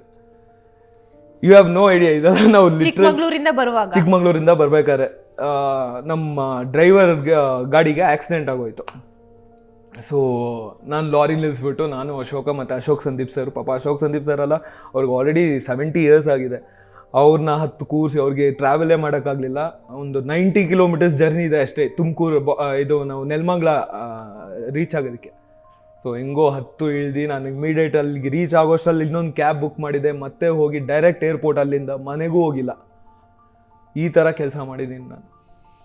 ಈಗ ಧಾರಾವಾಹಿ ಶೂಟಿಂಗ್ ಅಂತ ಹೇಳ್ತಾರೆ, ಶೂಟಿಂಗ್ ಕೆಲವೊಂದ್ಸಲ ಟೈಮಿಂಗೇ ಇರಲ್ಲ. ಹೌದು, 9 to 6 ಅನ್ನೋದೆಲ್ಲ ಚಾನ್ಸೇ ಇಲ್ಲ. ಮಧ್ಯರಾತ್ರಿ ಎಲ್ಲ ಆಗುತ್ತೆ, ಜೊತೆಗೆ ಏನೇನೋ ಸಮಸ್ಯೆಗಳೆಲ್ಲ ಬರುತ್ತೆ. ಇದನ್ನೆಲ್ಲ ಯೋಚನೆ ಮಾಡ್ದೇನೆ ಕೆಲವೊಂದ್ಸಲ ಆರ್ಟಿಸ್ಟಿಕ್ ಕೊಬ್ಬು, ಆಟಿಟ್ಯೂಡ್ ಅಂತೆಲ್ಲ ಮಾತು ಬಂದ್ಬಿಡುತ್ತೆ. ಬಟ್ ನಮ್ಮ ಕಷ್ಟ, ನಮ್ಮ ಪರ್ಸನಲ್ ಲೈಫ್, ನಮ್ಮ ಟೈಮಿಂಗ್ಸ್ ಏನು ಯೋಚನೆ ಮಾಡಲ್ಲ, ಯಾರಿಗೂ ಏನು ಗೊತ್ತಾಗೋದಿಲ್ಲ. ಏನಕ್ಕಂದ್ರೆ ಇದು ಈ ಪ್ರಪಂಚನೇ ಒಂಥರ ಇದು ಎಂಟರ್ಟೈನ್ಮೆಂಟ್ ಪ್ರಪಂಚ. ಇದು ಜನರಿಗೆ ಇದು ಎಂಟರ್ಟೈನ್ಮೆಂಟ್ ಒಂದು ಅನ್ನೋದು ಬಿಟ್ಟರೆ ಆರ್ಟಿಸ್ಟ್ಗಳಿಗೆ ಯಾವ ಕಷ್ಟ ಯಾರೂ ಅರ್ಥ ಮಾಡ್ಕೊಳ್ಳಲ್ಲ. ಪಾಪ ಅವ್ರನ್ನೂ ಬ್ಲೇಮ್ ಮಾಡೋಕ್ಕಾಗಲ್ಲ. ಬಿಕಾಸ್ ಏನಕ್ಕಂದರೆ ನಾವು ಏನು ತೋರಿಸ್ತೀವೋ ಅವ್ರು ಅದನ್ನೇ ನಂಬ್ಕೋತಾರೆ, ಇವ್ರು ಹಿಂಗೆ ಇದ್ದಾರೆ ಅಂತ. ಇವಾಗ ಅವ್ರಿಗೆ ನಮ್ಮ ಪರ್ಸ್ನಲ್ ಲೈಫ್ಗೆ ಒಂದು ಎಂಟ್ರಿ ಕೊಡೋಕ್ಕೆ ಚಾನ್ಸ್ ಕೊಟ್ಟರೆ ಮೋಸ್ಟ್ಲಿ ಅವ್ರಿಗೂ ಗೊತ್ತಾಗ್ಬೋದು. ಬಟ್ ಅದು ಆಗೋಕ್ಕಾಗಲ್ಲ ನೀವು ಲಾಜಿಕಲಿ ಥಿಂಕ್ ಮಾಡೋಕ್ಕೆ ಹೋದರೆ. ಇವಾಗ ಫಾರ್ ಎಕ್ಸಾಂಪಲ್ ನಾವು ಶೂಟಿಂಗಲ್ಲಿದ್ದಾಗ ನೀವು ಯಾವುದೇ ಫಸ್ಟ್ ಪ್ರಾಜೆಕ್ಟ್ ಸೈನ್ ಮಾಡಿದ್ರು ಫಸ್ಟ್ 3 months ಅಲ್ವಾ, ನೀವು ಟೈಮಿಂಗ್ಸ್ ಅನ್ನೋದೇ ಮರ್ತು ಬಿಡಬೇಕು. ಊಟ ನಿದ್ದೆ ಎಲ್ಲ ಮರ್ತು ಬಿಡಬೇಕು. 9 to 9 ಅಂತ ಇರೋದೇ ಇಲ್ಲ, 9 to 1 o'clock literally 16 hours 17 hours ಎಲ್ಲ ಈ ಥರ ಕೆಲಸ ಮಾಡ್ತೀವಿ. ಆ ಒಂದು ಅದ್ಭುತವಾದ ಒಂದು ಫುಟೇಜ್ ನಮ್ಮ ಜನಕ್ಕೆ ಎಂಟರ್ಟೈನ್ ಮಾಡೋಕ್ಕೆ ತೋರಿಸೋದಕ್ಕೆ. ಇದ್ರ ಹಿಂದೆ ಪಡೋ ಶ್ರಮ. ಇವಾಗ ಬರೀ ನಾವು ಆರ್ಟಿಸ್ಟ್ ಆದ್ರೆ ಹಿಂಗೆ ಅನ್ಕೋತೀವಿ, ನಮ್ಮ ಲೈಟ್ ಹುಡುಗರು ಪಾಪ ಲೈಟ್ ಎತ್ಕೋತಾರೆ, ಎಲ್ಲಿಂದೆಲ್ಲೋ ನಡ್ಕೊಂಡು ಬರ್ತಾರೆ, ಹೆವಿ ಎಕ್ವಿಪ್ಮೆಂಟ್ಸ್ನೆಲ್ಲ ತೊಗೊಂಡು. ಇದೆಲ್ಲ ನಾವು ಒಂದು ತಂಡ ಅಂತ ಕಟ್ಟಿದ ಮೇಲೆ ಈ ಸಕ್ಸಸ್ ಏನು ನಮಗೆ ಸಿಗುತ್ತಲ್ವ, ಅಟ್ಲೀಸ್ಟ್ ನಾವು ಇದನ್ನು ನಾವು ಎಲ್ಲರ ಮುಂದೆ ತೋರಿಸ್ಕೊಳ್ಳೋಂಗೆ ನಾವು ಹೇಳ್ಕೊಬೋದು. ನಮ್ಮ ಹಿಂದಗಡೆ ಜನರು ಇರ್ತಾರಲ್ಲ, ಅವ್ರ ಪಾಪ ಅದನ್ನ ಹೇಳ್ಕೊಳ್ಳೋದಕ್ಕೂ ಅವಕಾಶ ಸಿಗೋದಿಲ್ಲ. ಎಲ್ಲಿ ಯಾವ ಲೈಟ್ ಡಿಪಾರ್ಟ್ಮೆಂಟ್ ಅವ್ರನ್ನ ಕೂರಿಸ್ಬಿಟ್ಟು ಇಂಟರ್ವ್ಯೂ ಮಾಡಿದ್ದಾರೆ ಹೇಳಿ ನೋಡೋಣ. ಅವರೆಲ್ಲ ನಿದ್ದೆನೇ ಮಾಡಲ್ಲ. ಮತ್ತು ಅವರು ನಮ್ಮದು ಶೂಟಿಂಗ್ ಆಗಿದ ತಕ್ಷಣ ನಾವು ಕಾರ್ ತೊಗೊಂಡು ಹೋಗ್ಬಿಡ್ತೀವಿ. ಅವರು ಮತ್ತೆ ಏನೇನು ಲೈಟಿಂಗ್ ಸೆಟಪ್ ಎಲ್ಲ ಮಾಡಿದ್ದಾರೆ ಅದನ್ನು ಮತ್ತೆ ಅಲ್ಲಿಂದ ಡಿಸ್ಕನೆಕ್ಟ್ ಮಾಡಿ ಜನ್ರೇಟರ್ ಗಾಡಿಗೆ ಲೋಡ್ ಮಾಡಬೇಕು. ಇದೆಲ್ಲ ಹೆವಿ ಕೆಲಸ ಇದೆ. ಇದ್ರ ಬಗ್ಗೆ ಯಾರು ಏನು ಮಾತಾಡೋದೇ ಇಲ್ಲ. ಬಟ್ ಏನು ಅವಕಾಶನೂ ಅವ್ರು ಈ ಒಂದು ಸಂದರ್ಭ ಬರೋದೂ ಇಲ್ಲ ಅದು ಅವ್ರ ಬಗ್ಗೆ ಮಾತಾಡೋದಕ್ಕೆ. ಬಟ್ ಒಂದು ಟೀಮ್ ವರ್ಕ್ ಸಕ್ಸಸ್ಗೆ ಸಿಕ್ತು. ಇವಾಗ ನೋಡಿ ಎಲ್ರದ್ದು ಲೈಫ್ ಚೇಂಜ್ ಆಗಿದೆ, ಸೀತಾರಾಮ ಮಾಡಿದವ್ರದೆಲ್ಲ. ಹಿಂದೆ ಮುಂದೆ ಏನೂ ಗೊತ್ತಿಲ್ದಂಗೆ ಆರ್ಟಿಸ್ಟ್ ಬಗ್ಗೆ ಹೇಳ್ಬಿಡ್ತಾರೆ, ಆಟಿಟ್ಯೂಡು ಅಥವಾ ಕೊಬ್ಬು ಅಂತ. ಬಟ್ ಸತ್ಯಾಂಶ ಏನು ಗೊತ್ತಿರಲ್ಲ. ಆದ್ರೆ ಅವರ ಬದುಕಿನ ಮೇಲೆ ಎಷ್ಟು ಪರಿಣಾಮ ಬೀರುತ್ತೆ ಅಂತ ಈಗ ಒಂದು ಕಮೆಂಟ್ ಪಾಸ್ ಮಾಡೋವಂಥದ್ದು. ನಾನು ನೋಡಿದ್ದೀನಿ ಕೆಲವೊಂದು, ಐ ಡೋಂಟ್ ಟು ಆ 12 ಪೇಜ್ದು ಹೆಸರು ತೆಗಿಯೋಕೆ ಇಷ್ಟ ಅಲ್ಲ, ಬಟ್ ಎಲ್ಲೋ ನೋಡಿದ್ದೀನಿ ನಮ್ಮ ಬಗ್ಗೆ ಆಗಲಿ ಬೇರೆ ಎಷ್ಟೋ ಆರ್ಟಿಸ್ಟ್ ಬಗ್ಗೆ ಮಾತಾಡ್ತಾರೆ. ತುಂಬ ಅವ್ರ ಅಪ್ಪ ಅಮ್ಮನ್ನೇ ಟಾರ್ಗೆಟ್ ಮಾಡ್ಕೊಂಡು ಮಾತಾಡ್ಬಿಡ್ತಾರೆ. ನನ್ನ ಮಗ ಬರೀ ಶೋಕಿಗೆ ಹಿಂಗೆ ಮಾಡ್ತಾ ಇದ್ದಾನೆ, ಹಂಗೆ ಹಿಂಗೆ ಏನೋ ಮಗ ಹಿಂಗೆಲ್ಲ ಹೇಳ್ಬಿಡ್ತಾರೆ, ವಿಚ್ ಇಸ್ ನಾಟ್ ರೈಟ್. ಇವಾಗ ನಾವು ಅವ್ರ ಫ್ಯಾಮಿಲಿ ಬಗ್ಗೆ ಏನಾರು ಹಂಗೆ ಕಮೆಂಟ್ ಮಾಡ್ತೀವ? ಎಲ್ಲರೂ ಹೊಟ್ಟೆಪಾಡಿಗೆ ಮಾಡ್ತಾ ಇರೋದು ಗುರು, ಎಲ್ಲರೂ ಕೆಲಸ ಮಾಡ್ತಾ ಇರೋದು ನಮ್ಮ ಫ್ಯಾಮಿಲಿನ ತಿನ್ಸೋಕ್ಕೆ, ನಮ್ಮ ಫ್ಯಾಮಿಲಿನ ನೋಡ್ಕೊಳ್ಳೋದಕ್ಕೆ, ನಮ್ಮ ಹೊಟ್ಟೆಪಾಡಿಗೆಗೋಸ್ಕರನೇ ನಾವು ಕೆಲಸ ಮಾಡೋದು. ಕಮೆಂಟ್ ಮಾಡೋದು ತುಂಬ ಈಸಿ, ಒಂದು ಸಿಸ್ಟಮ್ ಮುಂದೆ ಅಥವಾ ಒಂದು ಫೋನಲ್ಲಿ ತೊಗೊಂಡು ಹಿಂಗೆ ಕಮೆಂಟ್ ಮಾಡೋದು ಈಸಿ. ಬಟ್ ಆ ಮನುಷ್ಯ ಆ ಟ್ರೋಲ್ ಆಗೋದಕ್ಕೂ ಅವ್ನು ಎಷ್ಟೋ ಶ್ರಮ ಪಟ್ಟಿರ್ತಾನೆ ಆರ್ಟಿಸ್ಟ್. ಅದೊಂದು ಲೈಮ್ ಲೈಟ್ ಅವನಿಗೆ. ನಾನು ಹೇಳೋದು ಎಲ್ರೂ ಎಂಟರ್ಟೈನ್ ಮಾಡಿ. ಇವಾಗ ಫಾರ್ ಎಕ್ಸಾಂಪಲ್ ನಾನು ಈ ವಿಷಯದಲ್ಲಿ ನಾನು ನೋಡಿದ್ದೀನಿ, ಇವಾಗ ಬೇರೆ ಸ್ಟೇಟ್ ಇಂಡಸ್ಟ್ರಿನ ಹೊಗಳ್ತಾರೆ ನಮ್ಮ ಜನನೇ, ಯಾಕೆ ಅಂತ ಗೊತ್ತಿಲ್ಲ. ನಾವೊಂದು ಮಲಯಾಳಂ ಮೂವಿ ಹೋಗಿದ್ದೆ ನಾನು, ನನ್ನ ಫ್ರೆಂಡ್ದು ಹೋಗಿದಾಗ ಅಲ್ಲಿ ಎಲ್ಲ ಇರೋದು ಕನ್ನಡ ಕ್ರೌಡು. ಅದೇ ನಮ್ಮ ಕನ್ನಡ ಮೂವಿಗೆ ನಮ್ಮ ಕನ್ನಡದವ್ರು ಬಂದೇ ಇರಲ್ಲ. ಏನಕ್ಕೆ ಹಿಂಗೆ ಮಾಡ್ತಾರೆ ಗೊತ್ತಿಲ್ಲ. ಇದರಿಂದ ಎಷ್ಟು ಜನಕ್ಕೆ ಲಾಸ್ ಆಗಿದೆ ಗೊತ್ತಾ? ಇದನ್ನ ಹೆಂಗೆ ಸರಿಪಡಿಸ್ಬೇಕು ಅಂತಲೂ ನಮಗೆ ಗೊತ್ತಿಲ್ಲ. ಬಟ್ ಎಲ್ಲೋ ನಮ್ಮ ಜನ ತಿದ್ಕೋತಾರೆ, ಮತ್ತೆ ಬರ್ತಾರೆ ಅನ್ನೋ ಭರವಸೆ ಯಾವಾಗಲೂ ಇದ್ದೇ ಇರುತ್ತೆ. ಬಿಕಾಸ್ ಕನ್ನಡಿಗರು ಒಂಥರ ವಿಶಾಲವಾದ ಹೃದಯದವರು. ಯಾರು ಬಂದರೂ ಮೆಚ್ಕೊತಾರೆ, ಅಪ್ಕೊತಾರೆ, ತೆಗೆದು ಬಿಸಾಕ್ತಾರೆ. ವೆರಿ ಮಿಕ್ಸ್ಡ್ ಇಮೋಷನ್ಸ್ ಅವ್ರ ಬಗ್ಗೆ.